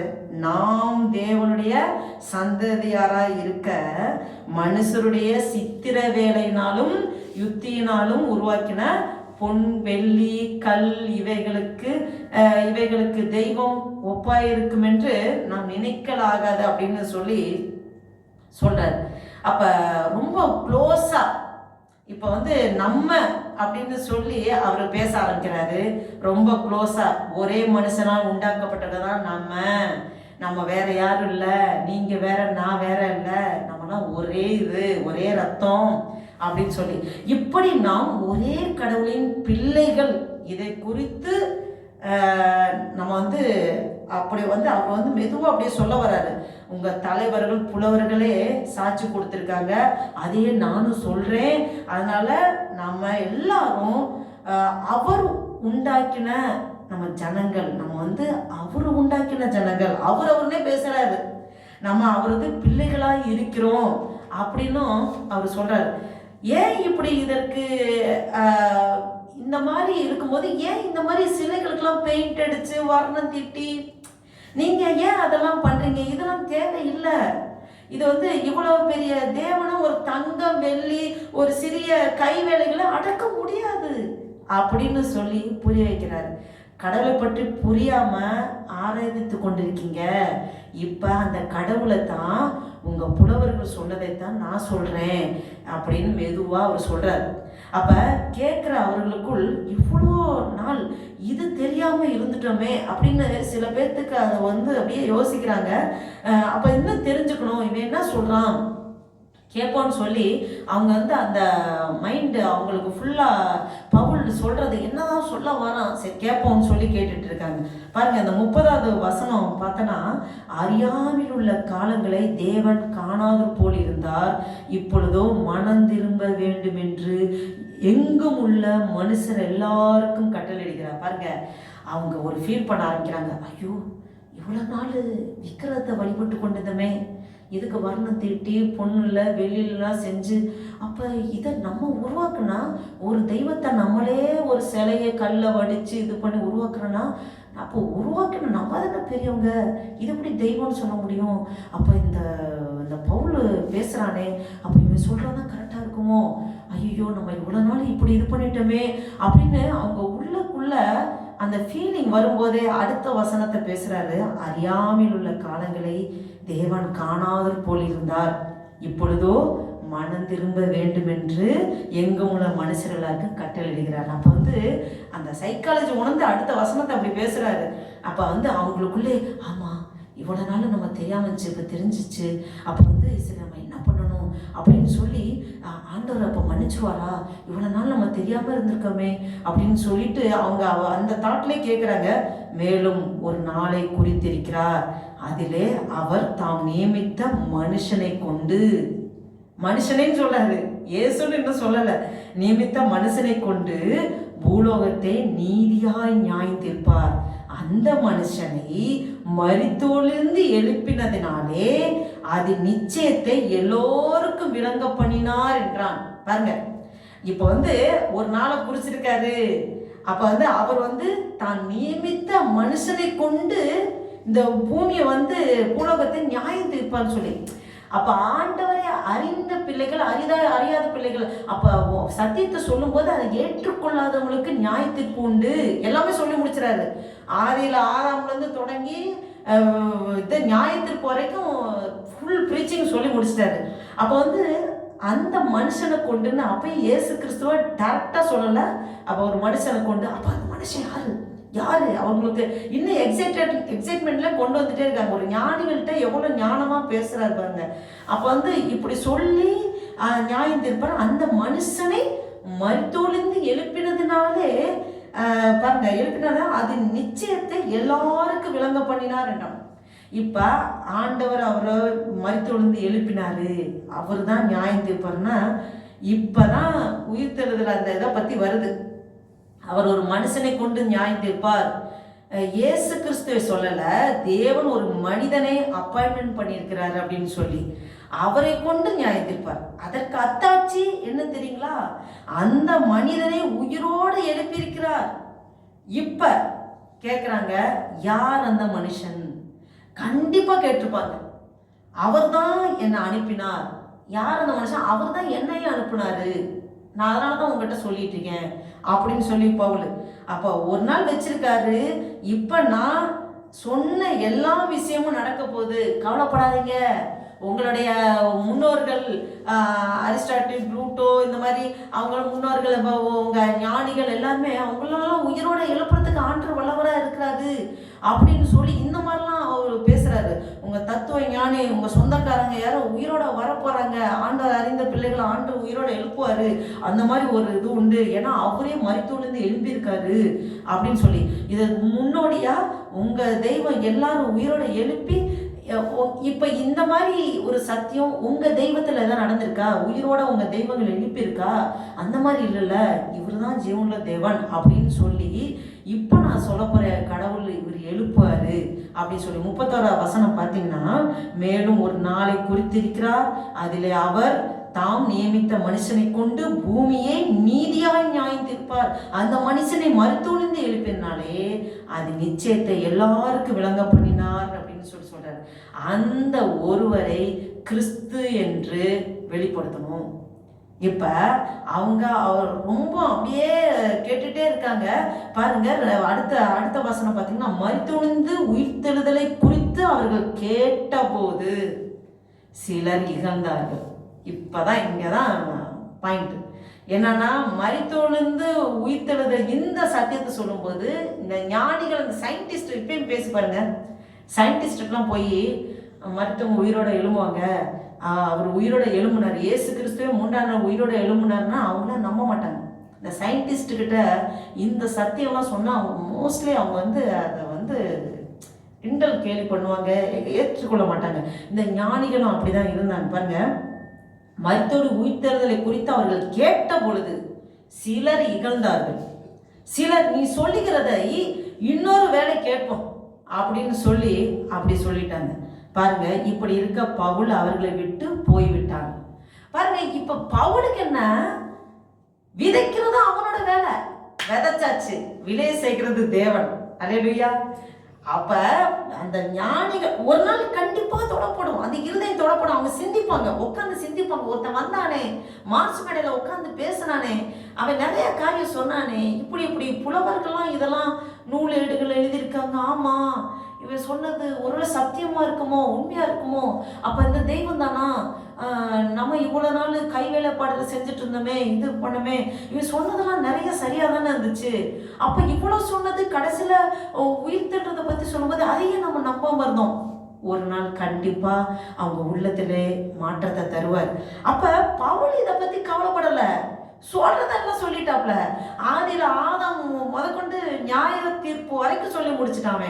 அப்ப இந்த தெய்வம் தான் இயேசு கிறிஸ்து, இவர் தான் மரித்தோர்ந்து எழுப்பினார்னு கண்டிப்பா அந்த இடத்துல சொல்லியிருக்காரு. மரித்தோரை உயிர்த்தலை குறித்து அவர்கள் கேட்ட பொழுது அந்த இடத்துலதான் இயேசு கிறிஸ்துவ அவர் சொல்லியிருக்காரு. என்னன்னா, அந்த மனிதன் வேற யார் இல்ல, அவர் தான் இயேசு கிறிஸ்து. அவர் தேவன் மனிதனாக இந்த பூமிக்கு வந்து அவர் அநேக பாடுகள் எல்லாம் நமக்காக மனுக்குலத்துக்காக பட்டு அந்த சத்தியத்தெல்லாம் சொல்லி அவர் மரித்து 3ஆம் நாள் உயிர் தெழுந்தாரு. இன்னைக்கு ஜீவிக்கிறாரு. அவர் 2ஆம் வருகை, அவர் ரகசிய வருகை வரப்போகுது. அப்ப ஆண்டவர் அறிந்த பிள்ளைகள் முதலாவது மரித்தவர்கள், ஆண்டவர் வழியில நடக்கிற மரித்தவர்கள் முதலாவது எழுந்திருப்பாங்க.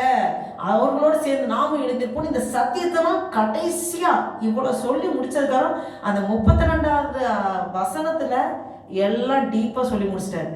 இத சொன்னதுக்கு அப்புறம் தான் அவங்களுக்கு அக்செப்ட் பண்ணிக்க முடியல. பாதி பேர் இகழ்றாங்க, பாதி பேர் நீ சொல்றத இன்னொரு நாள் கேட்போம்னு சொல்லி போயிட்டாங்க.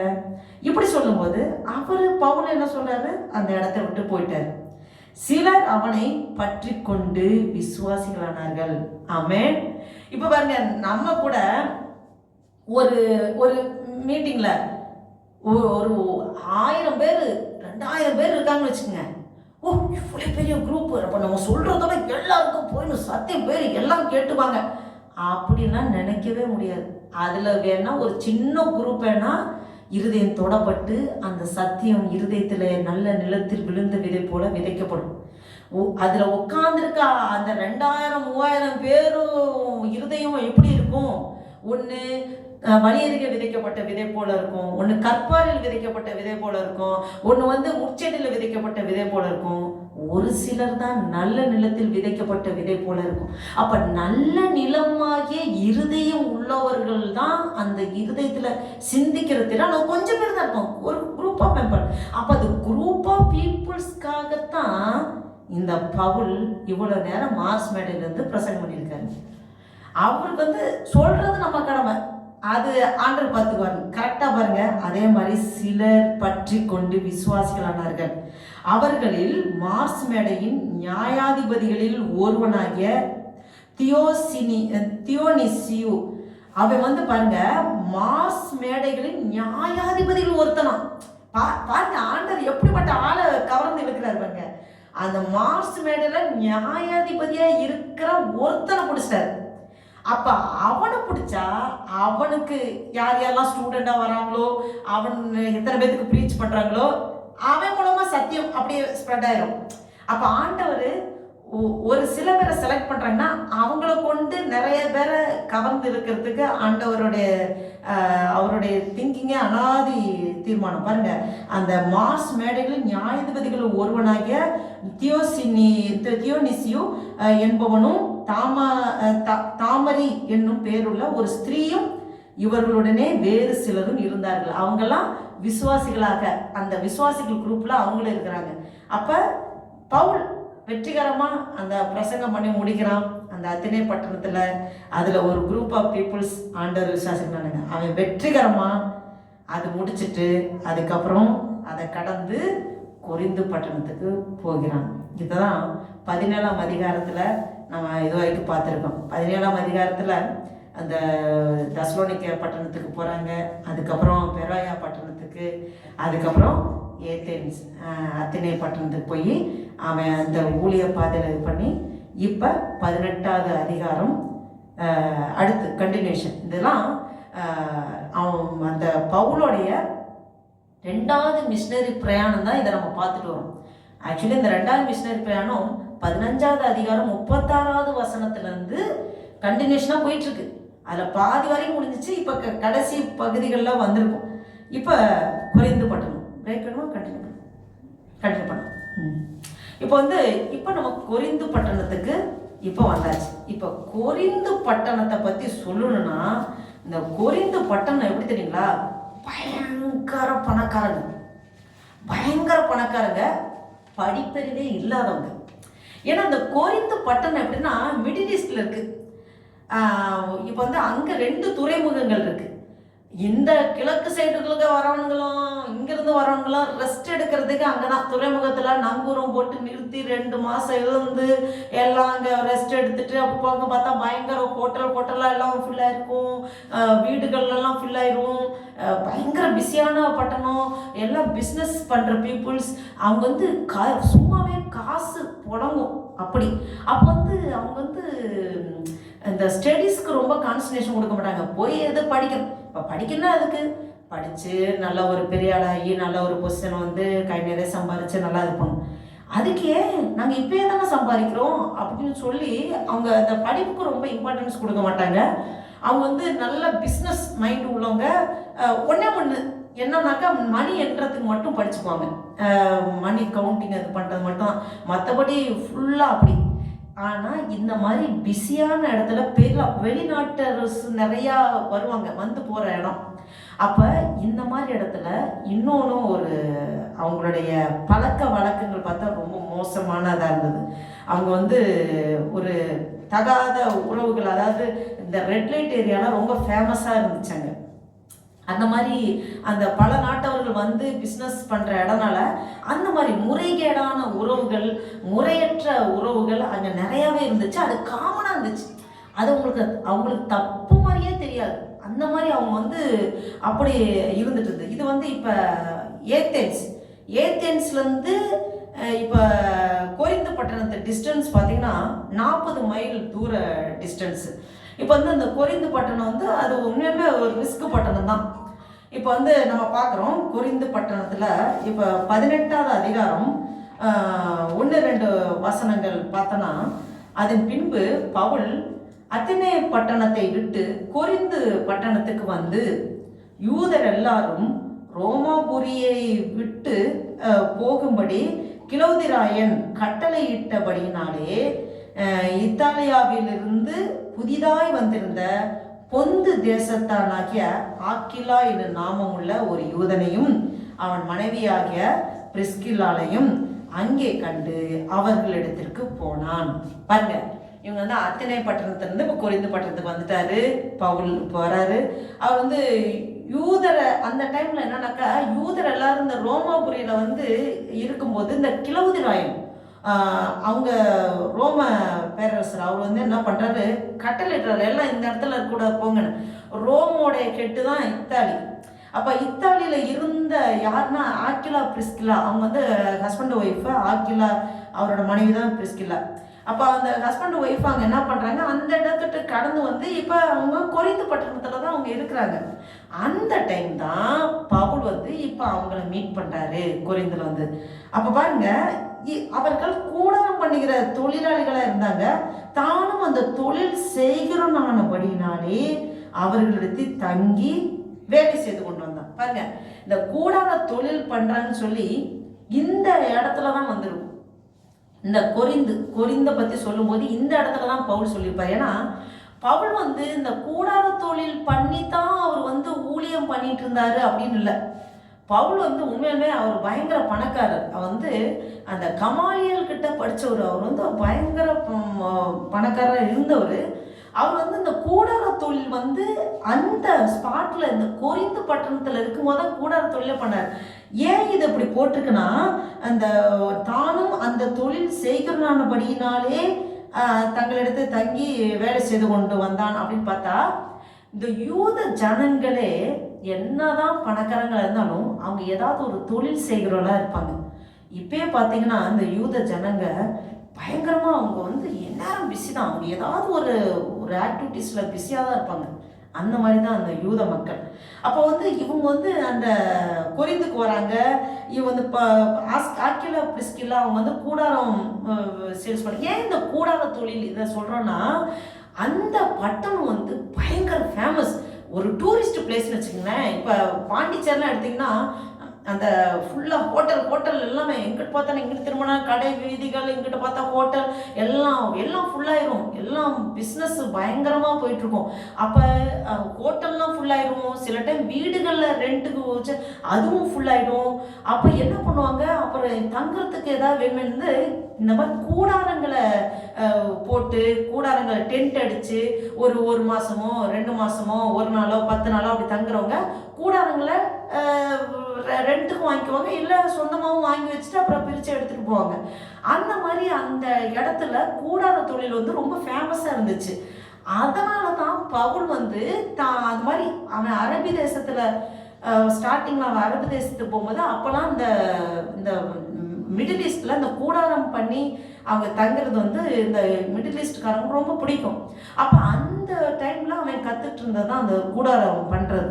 அப்போ அதனால் அந்த ஆக்கிலா பிரிஸ்கில்லா அந்த வேலை செஞ்சுட்டு இருந்தனால இவனும் அதை அவங்களோட சேர்ந்து அந்த இதை தொழில் பண்ணிட்டு, அந்த கூடார தொழில் பண்ணிகிட்டு இருந்தான். பாருங்க, இப்போ வந்து அவங்க இப்போ கூடாரம் பண்ணியிருந்தாங்க, வேலை செஞ்சுருக்காங்க. இப்போ வந்து 4வது வசனம் பார்க்கலாம். ஓய்வு நாள்தோறும் அவன் ஜெப ஆலயத்திலே சம்பாஷணை பண்ணி யூதருக்கும் கிரேக்கருக்கும் புத்தி சொன்னான். பாருங்க, அங்கே ஜெப ஆலயம் இருக்கு. முதல்ல எப்பவுமே யூதர்களிடம் போய் சத்தியத்தை சொல்லுவான். யூதர்கள் முற்றிலும் வேறு கருத்துல இருக்கிறவங்க. அப்ப யூதர்களுக்கு முதல்ல ஆண்டவருடைய சத்தியத்தை அங்க சொல்றான். யூதர்கிட்ட போய் அப்போ நல்லா அவங்ககிட்ட வேத வசனம் இருக்கனால நம்ம மேற்கோள் காமிச்சு இந்த வேத வசனத்தின்படி இப்படி சொல்லப்பட்டிருக்கு அப்படின்னு சொல்லலாம். ஆனால் அந்த புறஜாதி மார்க்கத்திட்ட நம்ம அப்படி பேச முடியாது. அவங்ககிட்ட பேசினா நம்மளை உண்டாக்கினவர், நம்மளை உருவாக்கினவர், படைத்தவர், அப்படி தான் பேசணும்.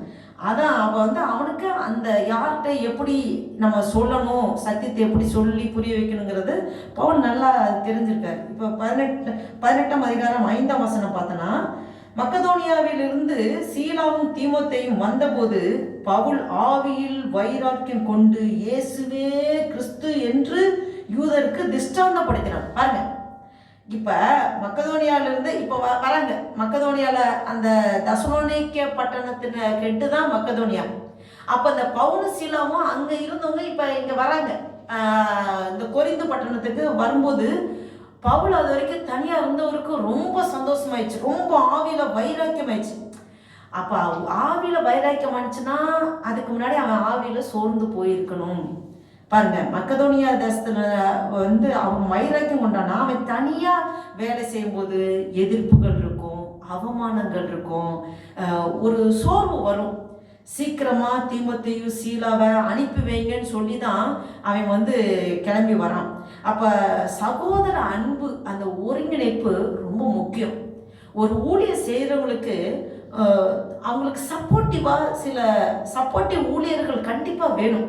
சகோதரர்கள் அந்த ஒரு தனிமையா ஊழியம் செய்யறதை விட ஒரு 2-3 பேர் கூட இருக்கும்போது சப்போர்ட்டிவா இருக்கும்போது அது உண்மையுமே அது நல்லது. அப்போ ஊழியர்காரர்களை தாங்கி நிறுத்துவது அது ஒரு வரம். அப்ப இந்த பவுல் சீலா என்ன பண்றாங்கன்னா, அந்த பிலிப்பு அந்த இதெல்லாம் போயிடுது. அந்த லீதியாலாம் நல்லா பணம் படைத்தவர்கள். அவங்க வந்து நல்லா பவுலுக்கு எப்பவுமே ஊழியத்துல சப்போர்ட் பண்றாங்க. அவங்ககிட்டலாம் உதவி பெற்றுக்கொண்டு அவங்க வந்து ஒரு கொஞ்சம் எல்லாமே திங்ஸ்லாம் வாங்கிட்டு அப்படிதான் வராங்க. பவுலை பார்க்கும்போது பவுலுக்கு ஒரு ரொம்ப சந்தோஷமாயிருது. இப்ப நீங்க 1 கொரிந்தியர் 2ஆம் அதிகாரம் 3ஆம் வசனத்துல பார்த்தா பவுல் சொல்றாரு, அல்லாமலும் நான் பலவீனத்தோடும் பயத்தோடும் மிகுந்த நடுக்கத்தோடும் உங்களிடத்தில் இருந்தேன் அப்படின்னு சொல்றதெல்லாம் பார்க்குறோம். அந்த 1 கொரிந்தியர் 2ஆம் அதிகாரம் 3ஆம் வசனத்தில் அப்படி சொல்லப்பட்டிருக்கு. இன்னும் 1 கொரிந்தியர் 4ஆம் அதிகாரம் 11ஆம் வசனம் இதெல்லாம் பார்த்தோன்னா, இந்நேரம் வரைக்கும் பசி உள்ளவர்களும் தாகம் உள்ளவர்களும் நிர்வாணிகளும் குட்டுண்டவர்களும் தங்க இடமில்லாதவர்களுமாய் இருக்கிறோம். பாருங்க, அவர் ரொம்ப கஷ்டப்பட்டிருக்காரு. அவர் ஒரு இவங்க பவுலையும் இந்த சீலாவையும் தீமோத்தேயும் பார்த்ததுமே அவர் ஒரு ஆவியில வைராக்கியம் கொள்றாருன்னா அவர் அதுக்கு முன்னாடி சோர்ந்து போயிருக்காரு. என்ன விஷயத்தினாலும் சோர்ந்து போயிருக்காருங்கிறத இந்த 1 கொரிந்தியர் 4:11 இப்படி சொல்லப்பட்டிருக்கிறது. பசி உள்ளவர்களும் தாகம் உள்ளவர்களும் நிர்வாணிகளும் குட்டுண்டவர்களும் தங்க இடமில்லாம இருக்கிறோம்.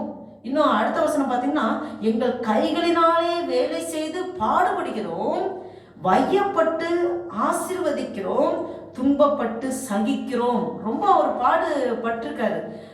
இன்னும் அதுல அடுத்த வசனம் பார்த்தீங்கன்னா, தூசிக்கப்பட்டு வேண்டிக் கொள்கிறோம், இந்நாள் வரைக்கும் உலகத்தின் குப்பை போலவும் எல்லாரும் துடைத்து போடுகிற அழுக்கை போடுமானேன் மானோம் அப்படின்னு சொல்லி பார்க்குறாரு. இன்று திருச்சபை மக்கள் இந்த கண்டிஷன் வரைக்கும் நம்ம இறங்கணும், நம்ம தாழ்த்தணும். அவர் தன்னை பெருமையா எதுவுமே சொல்ல, குப்பைன்னு தாழ்த்துறாரு. ஒண்ணுமே இல்லை, நான் பெருமையை பாராட்டி சொல்லுவது ஒண்ணுமே இல்லை அப்படின்னு சொல்லி. அப்ப நம்ம மேன்மை ஒன்றுமே இல்லை, குப்பை என்று நம்ம எல்லாமே நமக்கு உள்ள படிப்போ இல்லை நமக்குள்ள என்னென்ன ஒரு பெருமையா நினைக்கிற காரியங்களை எல்லாத்தையும் தூக்கி போட்டணும். அப்ப அந்த லெவலுக்கு பவுல் அப்படி இருந்தார். பவுல் அப்படி இருந்து அப்படி இது பண்றது நமக்கு அவர்கிட்ட நிறைய காரியங்களை கற்றுக்கொள்வது இது ஒண்ணு. இன்னும் 2 கொரிந்தியர் 11:9 பார்த்தோன்னா, நான் உங்களோடு இருந்து குறைப்பட்ட போதும் ஒருவரையும் நான் வருத்தப்படுத்தவில்லை. மக்கதோனியாவிலிருந்து வந்த சகோதரர் என் குறைவை நிறைவாக்கினார். எவ்விதத்திலேயும் உங்களுக்கு பாரமா இராதபடிக்கு ஜாக்கிரதையா இருந்தேன், இனிமேலும் ஜாக்கிரதையா இருப்பேன் அப்படின்னு சொல்றாரு. அப்ப மக்கதோனியிலிருந்து தீமோத்தேயு சீலா கிட்ட உதவி கிடைக்கும், உதவி கிடைக்கும் வரைக்கும் தங்க இடம் இல்லாமல் பொருளாதாரம் வீக்கா இருக்கு. பொருளாதாரம் வீக்காகும் போது நம்ம ஆட்டோமேட்டிக்கா என்ன ஆகும், சோர்ந்து போயிடும் இல்லையா? ஒரு சாப்பிட வசதி இல்லாம, போட்டுக்கிறதுக்கு நல்ல ட்ரெஸ் இல்லாம, தங்குறதுக்கு ஒரு இடம் இல்லாம அப்படி இருக்கும்போது எப்படியாப்பட்ட சத்தியம் பேசுறவங்க தான், சத்தியத்துப்படி நடக்கணும்னு நினைக்கிறவங்க தான் ஒரு பொருளாதாரத்தை ரொம்ப நெருக்க வரும்போது ஆட்டோமேட்டிக்காக ஒரு சோர்வு வருது. அதுதான் பவுலுக்கு வந்தது. அப்போ சூழ்நிலை அந்த ஒரு ஒரு நெருக்கடி சூழ்நிலையில் தள்ளப்படும் போது அந்த உற்சாகம் அப்படியே குறையிறத பார்க்க முடியும். அப்போ இந்த மக்கதோனியாலேருந்து தீமோத்தேயும் சீலாவும் பார்த்ததுமே அவர் பயங்கர உற்சாகம் அடைந்து, ஆவியில உற்சாகம் அடைந்து, இயேசுவே கிறிஸ்து என்று திஷ்டாந்தப்படுத்துறதுக்கு அவன் வைராக்கியமா எழும்பி, இப்ப புறஜாதிகளிடத்தில் இயேசுவே கிறிஸ்து என்று சொன்னால் அவர்களுக்கு, இப்ப புறஜாதிகள்கிட்ட போய் இயேசுவே கிறிஸ்துன்னு சொன்னா தெரியுமா? அவங்களுக்கு தெரியாது. அது ஏன்னா கிறிஸ்து யார் என்று தெரிந்தால்தான், கிறிஸ்துவை குறித்து வேத வாக்கியங்களை அறிந்திருந்தாதான் கிறிஸ்து தான் இயேசுன்னு சொல்லலாம். அப்ப எப்படி அறிவிக்க வேண்டும்னா, இயேசுதான் ரட்சகர். புறஜாதி மக்கள்கிட்ட எப்படி சொல்லணும்? இயேசுதான் ரட்சகர், இயேசுதான் நம்மளை காக்கிறவர், இயேசுதான் நம்மளை உண்டாக்கின தெய்வம், நமக்காக இறங்கி வந்தவர் அப்படின்னு இப்படி சொல்லித்தான் நம்ம கொடுக்கணும். இப்ப ஆனா யூதர்களிடத்துல இயேசுவே கிறிஸ்து என்று திஷ்டாந்தப்படுத்தினான் அப்படின்னா அவர்கள் கிறிஸ்துவை இயேசு என்று ஏற்றுக்கொண்டார்கள் என்று சொன்னால் தங்கள் தெய்வத்தை ஏற்றுக்கொண்டார்கள். இப்போ தங்கள் தெய்வம் யார் என்று என்கிற அறிவு அவர்களுக்கு கிடைச்சிருக்கிறது. அப்ப அந்த அறிவு வரணும். அப்ப கிறிஸ்துவ பத்தி தெரியும், மேசியா பத்தி தெரியும். அப்ப இயேசுதான் அந்த கிறிஸ்து, இயேசுதான் அந்த மேசியா அப்படிங்கிறது, அந்த ஒரு நாலேஜ் அவங்களுக்கு வரணும். அவருடைய வேதத்திலே கிறிஸ்துவை குறித்து முன் அறிவிக்கிறது.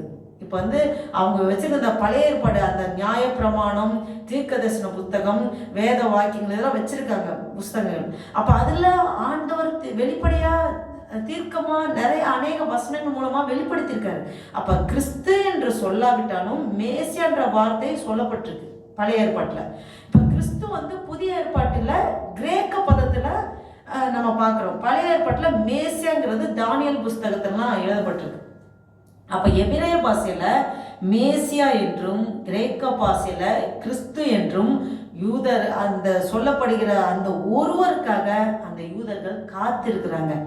அப்ப அவர் யார் என்று சொன்னால் அவர்களுடைய தெய்வம் என்னது?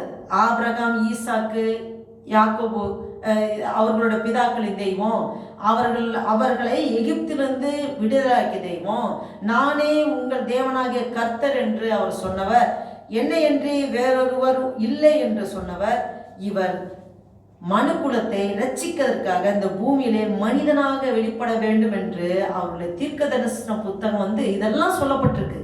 இதெல்லாம் அவங்க நம்புறாங்க, விசுவாசிக்கிறாங்க. பாருங்க, அப்ப இந்த யூத ஜனங்கள் இந்த மேசியாவை குறித்து மிக தெளிவாக அறிந்திருக்காங்க, காத்திருக்காங்க. இப்ப இவர்களுக்கு என்ன நிரூபிக்கணும்னா, நீங்க எதிர்பார்க்கிற மேசியா இந்த இயேசு என்கிற நபர், இயேசு என்கிற மனிதன் என்று யூதர்களிடத்தில் போய் சுவிசேஷம் சொல்லுகிறவர்கள் ப்ரூவ் பண்ணி காட்டணும்.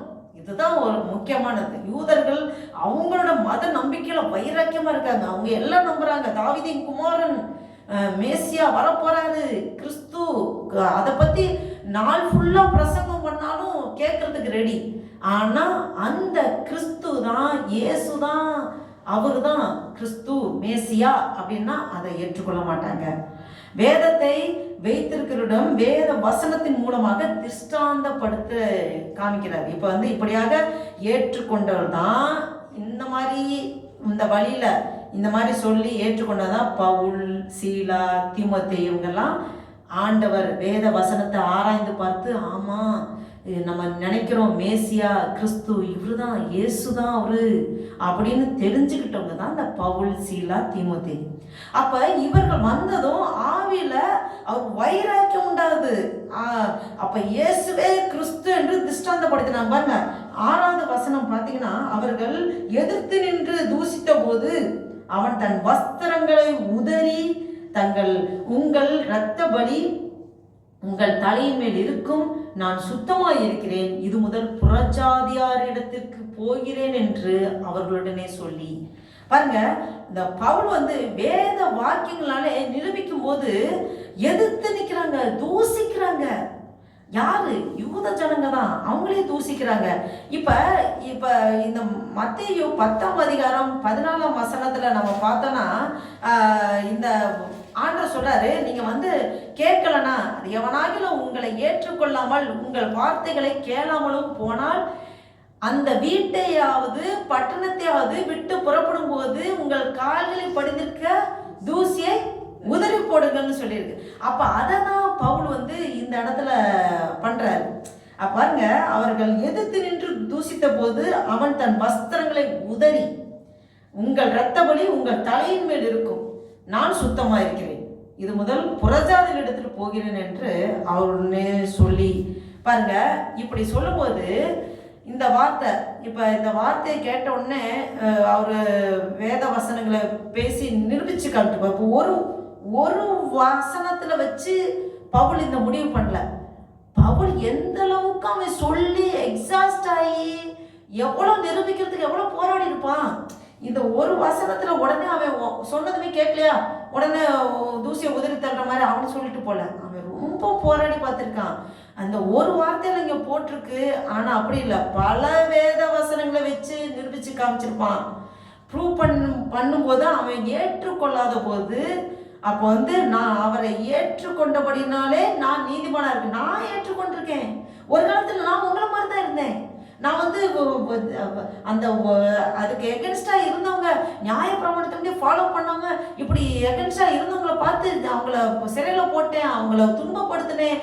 ஒரு காலத்துல நான் அப்படி இருந்த ஆளுதான், வைரக்கம் இருந்தால்தான். நான் ஆண்டவர் அறிஞ்சுக்கிட்டேன், நீங்க தெரிஞ்சுக்குங்க, இதுதான் சத்தியம் அப்படின்னு சொன்னாலும் நான் இப்ப நீதிமானா இருக்கேன், நான் சுத்தமா இருக்கேன், ஒரு காலத்துல நான் அப்படி இருந்தேன், இப்ப நான் நல்லா இருக்கேன் அப்படின்னு சொல்லி சொன்னாலும் அந்த யூதர்கள் எப்படியாவது சொல்லி கொடுக்கணும், எப்படியாவது அவர்கள் மனம் திருப்பிடணும் அப்படின்னு பவுல் ரொம்ப பிரயாசப்பட்டான். அது முடியாத போதுதான் இந்த காரியம். இப்ப அவன் புறஜாதிகிட்ட போறேன்னா, முன்னாடியே போகாமல இருந்தான், புறஜாதிகிட்ட போயிருக்கான், சத்தியத்தை சொல்லியிருக்கான். இப்ப அவன் மனசு, யூத மக்கள் இந்த மாதிரி பண்றதை பார்த்து அவன் இமோஷனல் ஆகி அவன் அப்படி பேசுறான். பாருங்க, 7வது வசனம், அவ்விடத்தை விட்டு தேவனை வணங்குகிறவனாகிய யுஸ்து என்னும் பேருள்ள ஒருவனுடைய வீட்டிற்கு வந்தான். அவன் வீடு ஜப ஆலயத்திற்கு அடுத்ததா இருந்தது. இப்ப புதுசா ஒரு கேரக்டர் யுஸ்து. இவர் வந்து ஜெப ஆலயத்திற்கு அடுத்ததாக தான் இருக்கிறார்.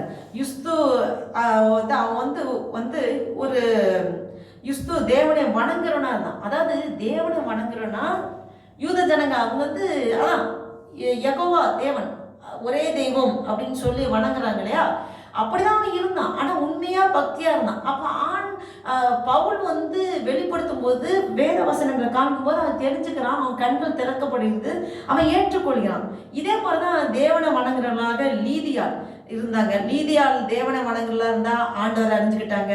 அதே மாதிரி கொர்நேலியோ பார்த்தீங்கன்னா அவன் வந்து பார்க்கும்போது அவன் தேவ பக்தி உடனா இருந்தான், ஜெபம் பண்றான், ஆராதிக்கிறான், தான தர்மங்கள் பண்றான். ஆனா இயேசு கிறிஸ்து அவர் வந்து இயேசு கிறிஸ்து யாருன்னு தெரியல.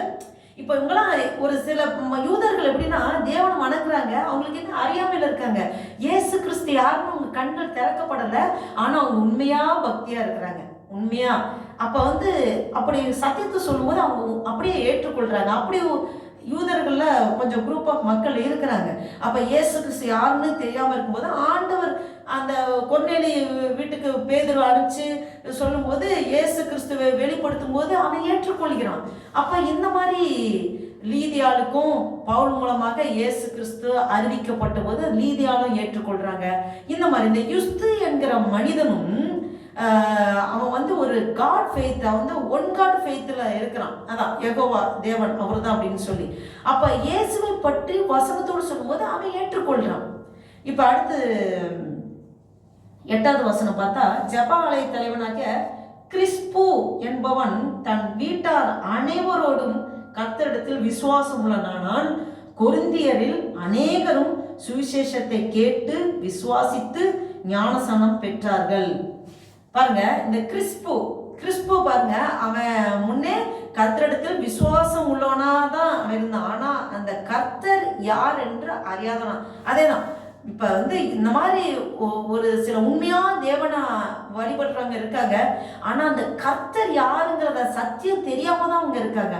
அப்ப தங்களுடைய தெய்வம் என்று சொல்லப்படுகிற யெகோவா இந்த கர்த்தர் தான், அவரது பேர் சொல்லப்படுகிற இயேசு கிறிஸ்து தான் என்று அவங்க ஏற்றுக்கொள்றாங்க. அப்ப கிறிஸ்து யூத ஆலய அந்த தலைவன், அந்த வந்து அவன் இந்த கிறிஸ்து யாருனாக்க அந்த யூத ஆலயத்துல அது ஒரு தலைவனா இருக்கிறான். அந்த ஜெப ஆலயத்துல தலைவனா இருக்கிறது அவன் வீட்டார் எல்லாருமே கர்த்தரிடத்துல விசுவாசம் உள்ளவனாக்கி வந்துடுறாங்க. பாருங்க, ஒரு யூத ஜெபாலய தலைவனை ஆண்டவர் தேர்ந்தெடுத்துட்டாருன்னா அவன் அநேகரை எழுப்பிடுவான்ல. ஒரு ஜெபாலய தலைவன், அப்போ அவனுக்கு யாரையெல்லாம் கற்றுக்கொள்ளுகிறது வராங்களோ, நீங்கள் இவ்வளோ நாள் வழிபட்டிருக்கீங்களே இந்த இயேசு கிறிஸ்து, அவர் இயேசுதான் கிறிஸ்து, அவர் தான் மேசியா, நம்ம இவ்வளோ நாள் யெகோவா இது பண்ணுறோம், அப்புறம் இவரும் ஆண்டவர் தான் அனுப்பிச்சிருக்காரு, அவர் தான் நம்ம தேவனே மனு உருவம் எடுத்து வந்தார் அப்படின்னு சொல்லி சத்தியத்தை இது பண்ணுறதுக்கு அந்த ஜெபாலய தலைவனை ஆண்டவர் தொட்டுறாரு. அப்போ ஃபுல்லாகவே அப்படி வரும்போது அவங்க ஃபுல்லாகவே அந்த இடமே ஒரு அசைவு உண்டு பண்ணுறதுக்கு அது ஏதுவாக இருக்கும். பாருங்க, இது முடிச்சதுக்கப்புறம் ஆண்டவர் பாருங்க அந்த அடுத்த வசனம், ராத்திரியிலே கர்த்தர் பவுலுக்கு தரிசனமாகி, நீ பயப்படாமல் பேசு, மௌனமாகிறாதே, நான் உன்னுடனே கூட இருக்கிறேன், உனக்கு தீங்கு செய்யும்படி ஒருவனும் உன்மேல் கை போடுவதில்லை, இந்த பட்டணத்தில் எனக்கு அநேக ஜனங்கள் உண்டு என்றார். பாருங்க, இது ஆரம்ப கால ஊழியம். அவர் வந்து 2வது மிஷனரியா போறாரு. இப்ப கொரிந்து பட்டணத்துல எப்படி சொல்லியிருக்கேன்ல, முறைகேடாக நடக்கிறவங்க, அவங்களுக்கு இந்த ஒரு அது தப்பே தெரியாது, கேஷுவலாக பண்ணுவாங்க.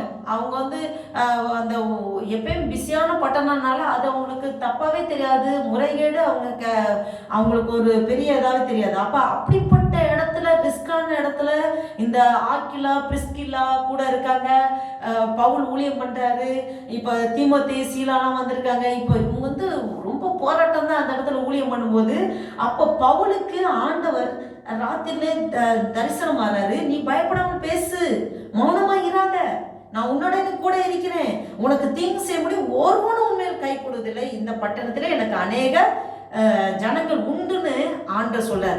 அப்ப இந்த வசனத்தை கேட்டதுமே அவனுக்கு ஒரு உற்சாகம் கிடைக்குது. அப்போ வந்து ஆண்டவர் வெளிப்படுத்திருக்காரு, சரி கண்டிப்பாக நம்ம இது பண்ணுவோம். இதை கேட்டதுக்கப்புறம் தான் இன்னும் 1 வருஷமும் 6 மாதமும் அவன் கூட இருக்கான். பாருங்க, அவன் 1 வருஷமும் 6 மாதமும் அங்கே தங்கி தேவ வசனத்தை அவர்களுக்குள்ளே உபதேசம் பண்ணி கொண்டிருந்தான். பாருங்க, கர்த்தர் சொல்லி அந்த வார்த்தை நமக்கு உற்சாகத்தை தருவதாக இருந்தாலும், அப்ப இந்த கொரிந்து பட்டணத்தில் உள்ள ஜனங்களின் நிலைமையை பார்க்கும்போது நம்பக்கூடியதா இல்லாத இருந்தது.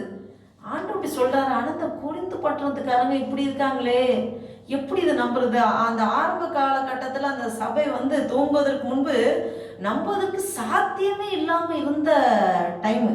அப்போ வந்து ஆண்டவர் இப்படி சொல்லும்போது சரி ஓகே நம்ம இருப்போம் அப்படின்னு சொல்லி ஆண்டவர் பேசுறத வச்சு அவன் இருக்கிறான். பாருங்க, இப்போ பாருங்க அந்த என்ன சொல்றாங்கன்னா, அவங்க தேவ வசனத்தை அவர்களுக்குள்ள உபதேசம் பண்ணி, இதுக்கு முன்னாடி சம்பாசித்து கொண்டிருந்தான், திருஷ்டாந்தப்படுத்தினான், அவன் நிரூபிக்கிறான், இப்போ உபதேசம் பண்றான்.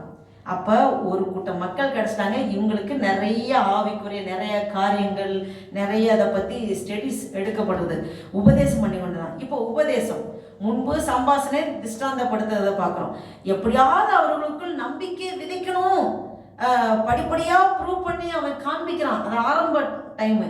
அதன் பின் விதைத்த வசனங்கள் கிரியை செய்ய ஆரம்பிக்கும் போது ரட்சிக்கப்பட்டவர்களாக, கர்த்தருக்கு முன்பாக தன்னை ஒப்பு கொடுத்தவர்களாக இன்னும் அநேகர் கற்றுக்கொள்ள விரும்புவார்கள். இப்ப அப்பொழுது வேதத்தின் உபதேசங்கள் அவர்களுக்கு போதிக்கப்படும்.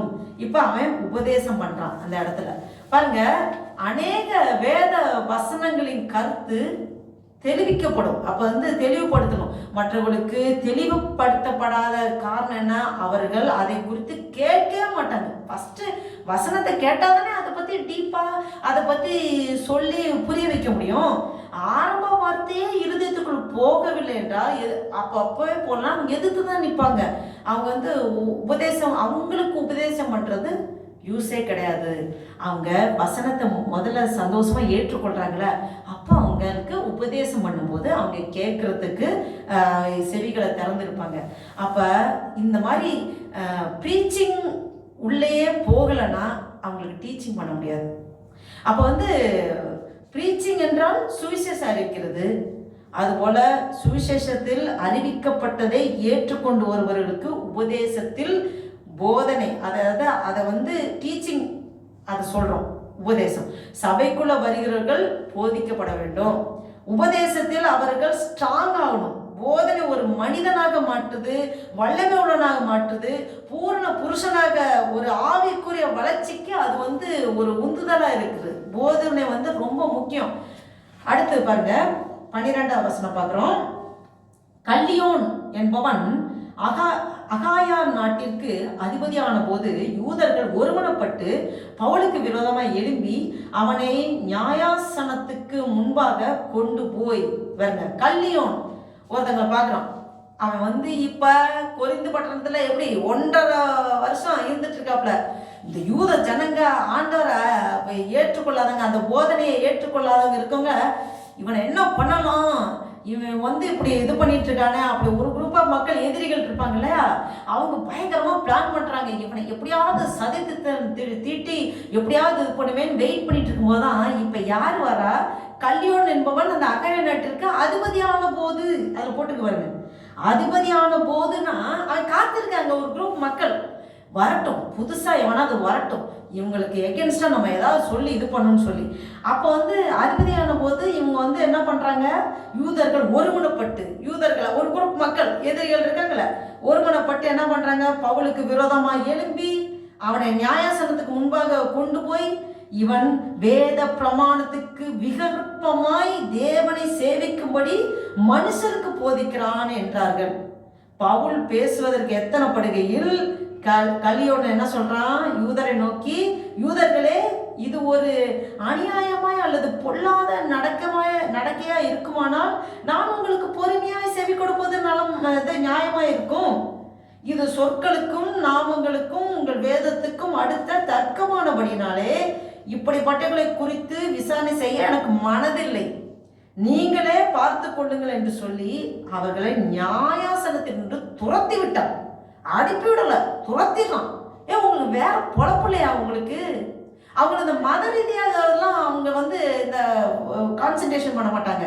அந்த இதில் இருக்கிறவங்க மத ரீதியாக இந்த இதெல்லாம் ஏதோ ஒரு தெய்வத்தை கும்பிட்டுட்டு போங்கயான்னு சொல்லி இதே அடிச்சுக்கிறீங்க, இது பண்ணுறீங்கன்னு சொல்லி அவன் உண்மை ஏதாவது ஒன்று பொய் சாட்சியோ கொலைபாதகமோ ஏதாவது அநியாயமோ தேச துரோகமோ ஏதாவது பண்ணியிருந்தா என்னிடத்து கொண்டு வாருங்க அப்படின்னு சொல்லி அவன் என்ன பண்ணுறான், இதெல்லாம் ஒரு காரணமாக சொல்லி என்கிட்ட கொண்டு வராதிங்க அப்படின்னு சொல்லி துரத்திடுறான். பாருங்க 17வது அதிகாரம் பார்த்தீங்கன்னா, அப்பொழுது கிரேக்கர் எல்லாரும் ஜெபாலய தலைவனாகிய சொஸ்தேனேயை பிடித்து நியாயாசனத்துக்கு முன்பாக அடித்தார்கள். இவைகளில் ஒன்றையும் குறித்து கல்லியோன் கவலைப்படவில்லை. பாருங்க, இப்படி சொல்லும்போது அவன் துரத்திட்டான். கல்லியோன் இந்த இடத்த விட்டு போங்க, எல்லாம் எஸ்கேப் வாங்குவார், இது சும்மா தேவையில்லாத இந்த பிரச்சனை என்கிட்ட கொண்டு வராதிங்க அப்படின்னு சொல்லி. அப்ப இந்த கிரேக்கர்கள் என்ன பண்றாங்க, ஜெபாலய தலைவனாகிய சொஸ்தேனே, ஜெபாலய தலைவன் சொஸ்தேனே ஆண்டவர் ஏற்றுக்கொள்றான். அப்போ அந்த பவுலோட உபதேசத்தை சொல்லும் போது ஏற்றுக்கொண்டு ஜெபாலய தலைவன் ஏற்றுக்கொண்டதை தெரிஞ்சு இந்த கிரேக்கர்கள் என்ன பண்றாங்க, அவனை பிடிச்சி அடிக்கிறாங்க நியாயசந்தம். ஏன்னா அந்த யூதர்கள் ஒரு குரூப் எதிரிகள், கிரேக்கரும் கொஞ்சம் பேரை வளைஞ்சு கொண்டு ஒரு குரூப்பை மேக் பண்ணி இப்படி பண்றாங்க. அப்போ இந்த சொஸ்தனை பிடிச்சி அடிக்கும்போது அதை பார்க்கும்போது கல்யாணம் ஒன்றும் கவலைப்படல, நீங்க போங்கடா உங்க வேலையில நீங்க பாருங்கன்னு சொல்லி அனுப்பிச்சு வச்சிடறாங்க. அப்போ இந்த சொஸ்தனை பாருங்க, ஜெபாலய தலைவன் ஆண்டவர் தெரிஞ்சுக்கிட்டாரு. அப்ப அவனை கொண்டு இன்னும் அநேகர் அந்த இடத்துல ஒரு பெரிய எழுப்புதல் ஆண்டவர் தருவார். அப்ப ஜெபாலய தலைவனை ஆண்டவர் தெரிஞ்சிருக்காரு. 1 கொரிந்தியர் 1ஆம் அதிகாரம் 1ஆம் வசனத்தை பார்த்து அந்த சொஸ்தனை போட்டப்பட்டிருக்கு, தேவனுடைய சித்தத்தினாலே இயேசு கிறிஸ்துவின் அப்போஸ்தலனாகும்படி அழைக்கப்பட்டவனாகிய பவுலும் சகோதரனாகிய சொஸ்தேனேயும். பாருங்க, பவுலோட கூட அவர் நல்ல சப்போர்ட்டிவா ஊழியத்துல இருந்தவர் இந்த சொஸ்தேனேயும். அப்ப பவுலுக்கு ஏதாவது ஒன்னா தோல் கொடுக்கறதுக்கு ஒரு சப்போர்ட்டிவா நிற்கிறதுக்கு அப்படி இருந்தனால அவன் அடி வாங்கினான். அவன் அடி வாங்கினதுனால பாருங்க, ஒரு வேதாகமத்திலேயே கொரிந்து அந்த இந்த லெட்டர் எழுதும் போதே இந்த பைபிள்லேயே அவன் பேர் இடப்பட்டிருக்கு, பேர் இடம் பட்டுச்சுனால அடி வாங்கி இது பண்ணால. அப்போ பாடுகள் உபத்திரங்கள் எல்லாம் நன்மைக்கு. நம்ம கிறிஸ்துவுக்காக பாடுபடணும். என்னாமத்தினால எல்லாராலும் பகைக்கப்படுகிறதுன்னு இருக்கு. அப்ப கிறிஸ்துவுக்காக ஒரு நிந்தைகள், போராட்டங்கள், அவமானங்கள், அடிகள், வேதனைகள் படும்போது அது எல்லாம் நன்மைக்கு. அந்த சொஸ்தனையும் அவன் அடிபட்டான் ஒரு காலத்துல, பவுலோடைய அதுக்கு அப்படியே சப்போர்ட்டிவா நின்னனால அவனோட பேரே ஒரு வேதாகமத்திலே பெயரிடப்பட்டிருக்கு. பாருங்க, அது ஒரு பெரிய கிருபை. 18ஆம் வசனத்துல பார்த்தனா, பவுல் அநேக நாள் அங்கே தரித்திருந்த பின்பு சகோதரிடத்தில் உத்தரவு பெற்றுக்கொண்டு தனக்கு ஒரு பிரார்த்தனை உண்டாயிருந்தபடியினால் கெங்கிரேயா பட்டணத்தில் தலை சவரம் பண்ணி கொண்டு சீரியா தேசத்துக்கு போக கப்பல் ஏறினான். பிரிஸ்கில்லாவும் ஆக்கில்லாவும் அவனுடனே கூட போனார்கள். பாருங்க, பவுல் அநேக நாள் அங்க தரித்து இருக்கிறாரு, இருந்து ஊழியம் பண்றாரு. பண்ணிட்டு அவர் என்ன பண்றாரு, எல்லா சகோதரர்லாம் ஓகே நான் கிளம்புறேன், இனி நாங்க பாத்துக்குங்க, ஒரு இடத்த மக்கள் எல்லாம் ஆதாயப்படுத்திட்டாரு, ஜெபாலய தலைவன்லாம் ஆண்டவர் ஏற்றுக்கிட்டாங்க, இனி ஒரு ஃபுல்லா அந்த இடத்துல டெவலப் ஆயிருன்னு சொல்லிட்டு தான் அவர் கிளம்புறாரு. போற இடத்துல அவர் என்ன பண்றாரு, தனக்கு ஒரு பிரார்த்தனை உண்டாயிருந்தபடினாலே கெங்கிரேயா பட்டணத்தில் தலை சவரம் பண்ணி கொண்டு. பாருங்க, இவருக்கு என்னதான் இருந்தாலும் இவர் ஒரு யூதர்ல, யூதர்களுக்கு சில ஃபார்மாலிட்டிஸ்லாம் இருக்கு. அவங்க பொருத்தனை பண்ணி தலை சவரம் பண்ணிக்குவாங்க. சிலது நசரையை விரோதம்னு தலையே முடியை வெட்டிக்காம இருப்பாங்க. இந்த இதெல்லாம் நம்ம ஃபாலோ பண்ண அவசியம் இல்லை. இது அவங்க யூத ஃபார்மாலிட்டிஸ்லாம், அவர் யூதன்னால அவர் சில பொருத்தனைகள் இருக்கு, அதை பண்றாரு. அதனாலதான் அது அங்க சொல்லப்பட்டிருக்கு. சீரியா தேசத்துக்கு போக கப்பல் ஏறினால் பிரிஸ்கிலாவும் ஆக்கிலாவும். பாருங்க, ஒரு வேர்டு முன்ன பின்ன மாறி இருந்தாலே அதுக்கு ஒரு அர்த்தம் இருக்கு. ஆக்கிலா பிரிஸ்கிலான்னு பார்ப்போம். இதுல பிரிஸ்கிலா ஆக்கிலான்னு வருதுன்னா, இதுல பிரிஸ்கிலாவை ஏன் முன்னாடி போட்டிருக்காங்கன்னா, சத்தியத்துக்காக ரொம்ப வைராக்கியமா அவங்க அந்த அளவுக்கு ஒரு ஆர்வமா இருந்த மகள்.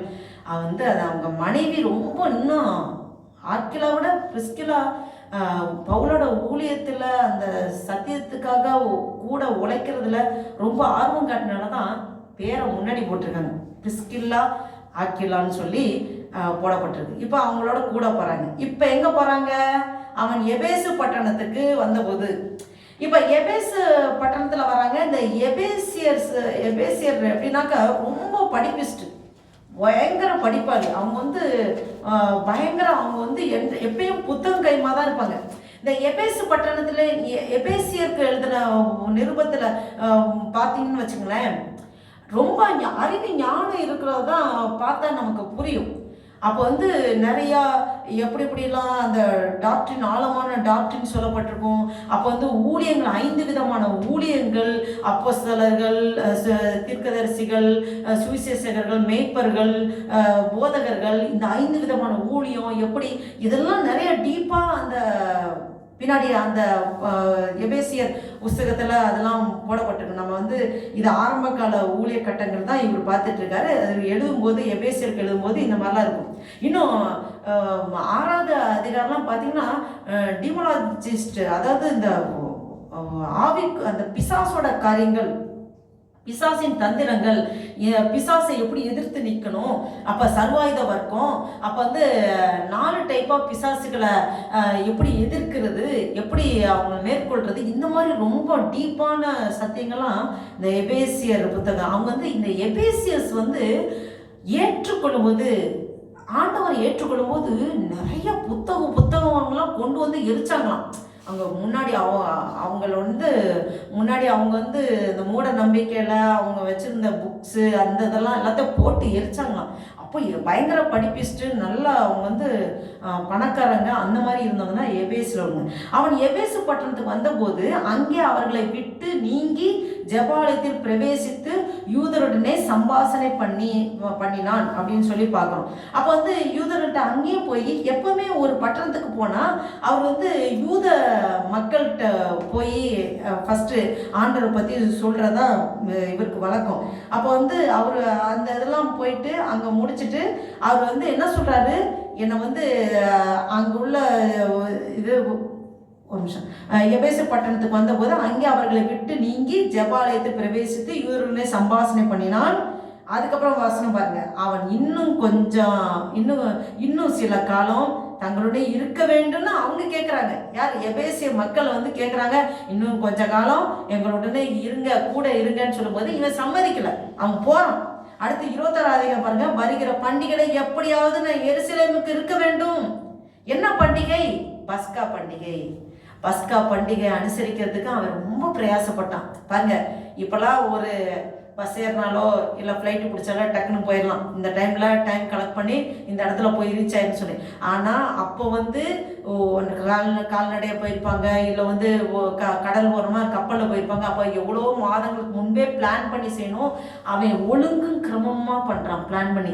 அப்போ இந்த டைமில் பண்டிகையின் போது நான் எருசலேமில் இருக்கணும்னா நான் இப்போவே கிளம்புனாதான் கரெக்டாக ரீச் ஆக முடியும்னு அவனுக்கு தெரிஞ்சனால தான் அவன் வருகிற பண்டிகைகளை எப்படியாவது நான் எருசலேமில் இருக்க வேண்டும், தேவனுக்கு சித்தமானால் திரும்பி உங்களிடத்துக்கு வருகிறேன்னு சொல்லி அவர்களிடத்தில் உத்தரவு பெற்றுக்கொண்டு கப்பல் ஏறி எங்க போறாரு? எபேசியை விட்டு புறப்பட்டு செசரியா பட்டணத்துக்கு எருசலேமுக்கு போய் சபையை சந்தித்து அந்தியோகிக்கு போறான்.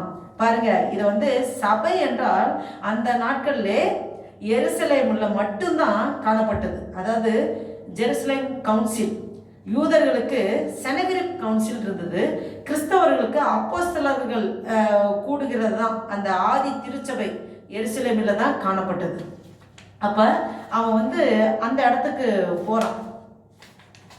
பாருங்க, 2வது மிஷனரி பிரயாணம் நிறைவடைகிறது எப்பனாக்க, பாருங்க அவன் போகிறான் எப்பன்னா அந்த செசரியா பட்டணத்துக்கு எருசலேம் போய் சபையை சந்தித்து அந்தியோகியாவுக்கு போனான். அப்போ அந்தியோகியிலேருந்து தான் ஆரம்பித்தான் 2வது மிஷனரி பிரயாணம். திரும்ப அந்தியோகியாவுக்கு வந்துட்டான். இதோடைய இந்த 2வது மிஷனரி பிரயாணம் மொத்தமாக அவன் 8 வருடங்கள் கடந்திருக்கு அவனுடைய மிஷனரி பிரயாணம். பாருங்க, இந்த 8 வருடத்தில் என்னென்னலாம் செஞ்சுருக்கான், இவ்வளோ பாடுகள், இவ்வளோ நிந்தைகள். அவன் பொறுமையாக சகிச்சு அவன் அதில் அவன் தீர்மானம் பண்ணது, இந்த இடத்துல போகணும், இங்கே சபையை அங்கே ஒரு இது ஆண்டவரை பற்றி சொல்லணும், அங்கே சபை ஸ்தாபிக்கப்படணும்னா ஃபஸ்ட்டு ஆண்டவரை அன்பை சொல்லணும், எல்லாரும் வழி நடத்தணும்னு சொல்லி அதில் எவ்வளோ எதிர்ப்புகள் போராட்டங்கள்னா பொறுமையாக அதில் நிறையா அவன் ஒரு சோர்வுக்குள்ளே போனது உண்டு, அவன் ரொம்ப நெருக்கத்தில் போனது உண்டு. இருந்தாலும் ஆண்டவர் எல்லா சூழ்நிலையும் அவரோட கிருபை கூட இருந்துச்சு பாருங்க. இப்போ அவன் 22 வந்துட்டான். அவன் 2வது மிஷனரி பிரயாணம் நல்லபடியாக முடிஞ்சது. அப்போ சோத்ரா அப்புறம் அவன் அந்தியோகியாவுக்கு போனான். அந்தியோகியாவுக்கு முதலில் அந்த அந்தியோகியா முதலில் கிறிஸ்தவர் என்று பேர் வழங்கினதான் அந்த அந்தியோகியாவில் அப்படி ஒரு ஸ்பெஷாலிட்டி. அடுத்து 23வது வசனம் பார்க்கலாம். அங்கே சில காலம் சஞ்சரித்த பின்பு புறப்பட்டு கிரமமாய், பாருங்க அடுத்து கொஞ்ச நாள் தான், அவன் கொஞ்ச காலம் தான் அவன் இருக்கிறான் அந்தியோகியால. அவன் உடனே சரி இப்போதானே மிஷனரி பிரயாணம் 8 வருஷம் போயிட்டு வந்தோமே, சரி நம்ம இருப்போம், கொஞ்சம் ரிலாக்ஸ்டாக இருந்துப்போம். அப்படி இல்லை, கொஞ்ச காலம்னா ஒரு 4-5 மாதம் இருந்திருக்கலாம், இல்லை 2-3 மாதம் கூட இருந்திருக்கலாம். கொஞ்ச காலம் தான் போடப்பட்டிருக்கு. அவன் திரும்பி 3வது மிஷனரி பிரயாணம் கிளம்பிடலாம். பாருங்க, 3வது மிஷனரி பிரயாணம் கிரமமாய், அவன் ஒழுங்கு கிரமமாக தான் சொல்கிறான். இப்போ அவனோட பிளான் பண்ணுறது, இப்போ இங்கே போனோம் அங்கே போனோன்னு அவனோட ஒரு இது பண்ணி அந்த பிளான் படி தான் அவன் செய்கிறான். கிரமமாய் கலாத்தியா நாட்டிலேயும் இந்த பிரிக்கியா நாட்டிலேயும் சுற்றி திரிந்து சீசர்கள் எல்லாரையும் திடப்படுத்தினான். போய் இப்போ ஒரு தடவை ஒரு விசிட் அடிச்சுட்டு வந்தான்னா அப்படி விட்டுறக்கூடாது. போய் அவங்கள திரும்பி இப்போ எப்படி இருக்கீங்க, உங்களை ஆவிக்குரிய ஜீவிதம் எப்படி இருக்கு, இப்போ எல்லாம் நிறைய பேரை நீங்கள் ஆண்டவருக்குள்ளே எழுப்புறீங்களா, எப்படி சபை எப்படி நல்லா ஓடிட்டு இருக்கா விசாரிக்கணும். அதை அவங்கள ஃபாலோ அப் இருந்துகிட்டே இருக்கணும். அதனால தான் அவன் 3வது மிஷனரி பிரயாணம் உடனே கிளம்பிட்டான். பாருங்க, அவன் கர்த்தருடைய மார்க்கத்திலே உபதேசிக்கப்பட்டு யோவான் இது 23. அதுக்கப்புறம் 24வது வசனம். அப்பொழுது இப்போ ஒரு புதுசான ஒரு கேரக்டர் உள்ள வருது. அப்பொழுது அலெக்சாந்திரியா பட்டணத்தில் பிறந்தவனும் சாதுரியவானுமான வேதாங்களில் வல்லவனுமான அப்பல்லோ என்னும் பெயர் கொண்ட ஒரு யூதன் எபேசு பட்டணத்துக்கு வந்தான். ஆமென். இவங்க அப்போலோன்னு ஒரு புதிதான ஒரு மனிதன். இப்போ இன்னொரு யூதன், அவன் ஒரு யூதன், சரிங்களா? அவன் என்னன்னா மோசேயின் பிரமாணத்தில் வளர்க்கப்பட்டவன். அவன் அப்போலோ ஒரு கிரேக்க பெயர். ஆப்பிரிக்கா கண்டத்தில் தான் அவன் அலெக்சாந்திரியா பட்டணத்தில் அவன் பிறந்திருக்கான். அவன் பாருங்க, அவன் 25வது வசனம். அவன் கர்த்தருடைய மார்க்கத்திலே உபதேசிக்கப்பட்டு, அவன் கர்த்தருடைய மார்க்கத்தில் உபதேசிக்கப்பட்டிருக்கான். யோவான் கொடுத்த ஸ்நானத்தை மாத்திரம் அறிந்தவனாய் இருந்து ஆவியில் அனலுள்ளவனாய் கர்த்தருக்கு அடுத்தவைகளை திட்டமாய் போதகம் பண்ணி கொண்டு வந்தான். பாருங்க, அவன் அதாவது இயேசு கிறிஸ்துவ தெரியல, இயேசு கிறிஸ்து யாருன்னு தெரியல. அவன் அவர்கள் அந்த நாட்களில் நம்பிக்கொண்டு இருந்தவர்கள் யூத மார்க்கம், அதாவது கர்த்தரை சார்ந்து கர்த்தரை தெய்வமாக கொண்டு, அதாவது எபிரேய மார்க்கம், அதாவது ஆபிரகாம் ஈசாக்கு யாக்கோபு என்கிற வழியில் வந்தவர்கள். அவங்க அந்த மார்க்கத்தில் தான் அவன் அவருடைய தெய்வத்தை வணங்குறவங்க. அப்போ அவரே என்று வேற தெய்வம் இல்லை என்று சொல்லி கொண்டிருக்கிற கூட்டம் தான். ஆனால் கடைசியில் அந்த தெய்வம் இறங்கி வந்தபோது அவர்களை தள்ளினபடினாலே அந்த மார்க்கம் வேற மார்க்கமாக காணப்பட்டது. அவங்க அந்த வழிமுறையெல்லாம் வந்தவங்க தான். ஆனால் அந்த மார்க்கத்துல தான் ஆண்டவர், அப்போ இயேசு கிறிஸ்து அவங்க தள்ளிட்டாங்க, அவங்க ஏற்றுக்கொள்ளலை. அப்போ அது ஒரு வேற மார்க்கமாக மாறி போனதுக்கு காரணமாயிடுச்சு. அப்போ கர்த்தருடைய மார்க்கம் என்பது பழைய ஏற்பாடு, ஓல்டு டெஸ்ட்மெண்ட்டை தான் அவங்களுடைய வேதம், அதை தான் அவங்க ஃபாலோ பண்ணுறாங்க. அப்போ 25-26 வசனங்கள் பார்த்தோன்னா, அவன் கர்த்தருடைய மார்க்கத்திலே உபதேசிக்கப்பட்டு யோவான் கொடுத்த ஸ்நானத்தை மாத்திரம் வருந்தனாய் இருந்து ஆவியில் அனலுடனாய் கர்த்தருக்கு அடுத்தவைகளை திட்டமாய் போதகம் பண்ணி கொண்டு வந்தான். அவன் ஜெப ஆலயத்தில் தைரியமாய் பேச தொடங்கின போது ஆக்கில்லாவும் பிரிஸ்கில்லாலும் அவன் பேசுகிறதை கேட்டு அவனை சேர்த்து கொண்டு தேவனுடைய மார்க்கத்தை அதிக திட்டமாய் அவனுக்கு விவரித்து காண்பித்தார்கள். பாருங்க, அப்ப ஆக்கில்லா பிரிஸ்கில்லா அவங்க யூதர்கள் தான், இயேசுதான் கிறிஸ்து என்று ஏற்றுக்கொண்டவர்கள். நீ சொல்லுகிற கர்த்தருடைய மார்க்கம் நல்லது, நாங்களும் இந்த மார்க்கத்தில் தீவிரமாக இருந்தவர்கள் தான், தேவ பக்தி உள்ளவர்கள் தான். ஆனா தேவனுடைய மார்க்கம் என்ன தெரியுமா? இந்த இயேசு கிறிஸ்துவை கர்த்தர் என்று ஏற்றுக்கொண்டால்தான் நீ தேவ மார்க்கத்தில் தேவனை ஆராதிக்கிற என்ற அர்த்தம் என்று விளக்கப்படுத்தி அவனுடைய கண்களை அவங்க அந்த ஆக்கிலா பிரிஸ்கிலா திறக்கிறாங்க. பாருங்க, திட்டமா விவரித்து காண்பிக்கிறாங்க. அப்ப கர்த்தரே தேவன், இயேசுவே கிறிஸ்து என்று சொல்லி கொடுக்கிறாங்க. இந்த அப்போலோ திட்டமாய் போதகம் பண்ணி கொண்டு வந்தான். ஆனா அந்த கர்த்தர் இயேசு என்று சொல்லல, தெரியல அவனுக்கு. அப்ப ஆனா ஆக்கிலா பிரிஸ்கிலா தேவனுடைய மார்க்கம் என்றால் என்ன தெரியுமா என்று சொல்லி இயேசு கிறிஸ்துவை சொல்லி கொடுத்தாங்க. அப்ப பாருங்க, அப்ப இப்ப சொல்லும் போது இப்ப பாருங்க, இவன் ஒரு பொசிஷன்ல இருக்க இல்லையா? இப்ப அப்பளம் ஒரு பொசிஷன்ல இருக்கான். நீங்க என்ன சொல்றது எனக்கு தெரியாதா அப்படின்னு அவன் பெருமையா இல்லை, அவன் சொல்லும் போது ஏற்றுக்கொள்கிறான். ஆக்கிலாம் பிரிஸ்கிலாவும் என்னவோ பிரசங்கம் பண்றாங்க, அறியாமல இருக்கான், சரி அப்படின்னு சொல்லி கண்டுக்க முடியல. அவனுக்கு சத்தியம் புரியணும்னு அவங்க சொல்லி கொடுக்குறாங்க. ஏன்னா ஆக்கிலாம் பிரிஸ்கிலாவும் அந்த பவுலோட கூட இருந்தாங்க. அப்ப பவுலோட கூட இருந்த போது நிறைய கற்றுக்கொள்கிறாங்க. அப்ப அதற்கு இப்ப இவங்களுக்கு இந்த அப்போலோவுக்கு அவங்க வெளிப்படுத்துறாங்க.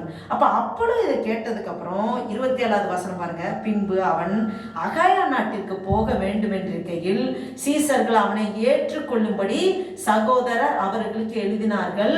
அவன் அங்கே வந்த பின்பு வெளியரங்கமாய் யூதர்களுடனே பலமாய் தர்க்கம் பண்ணி இயேசுவே கிறிஸ்து என்று வேத வாக்கியங்களை கொண்டு திஷ்டாந்தப்படுத்தினபடியால் கிருபையினாலே விசுவாசிகள் ஆனவர்களுக்கு மிகவும் உதவியா இருந்தான். பாருங்க, வெளியரங்கமாய் பேச முடியாது.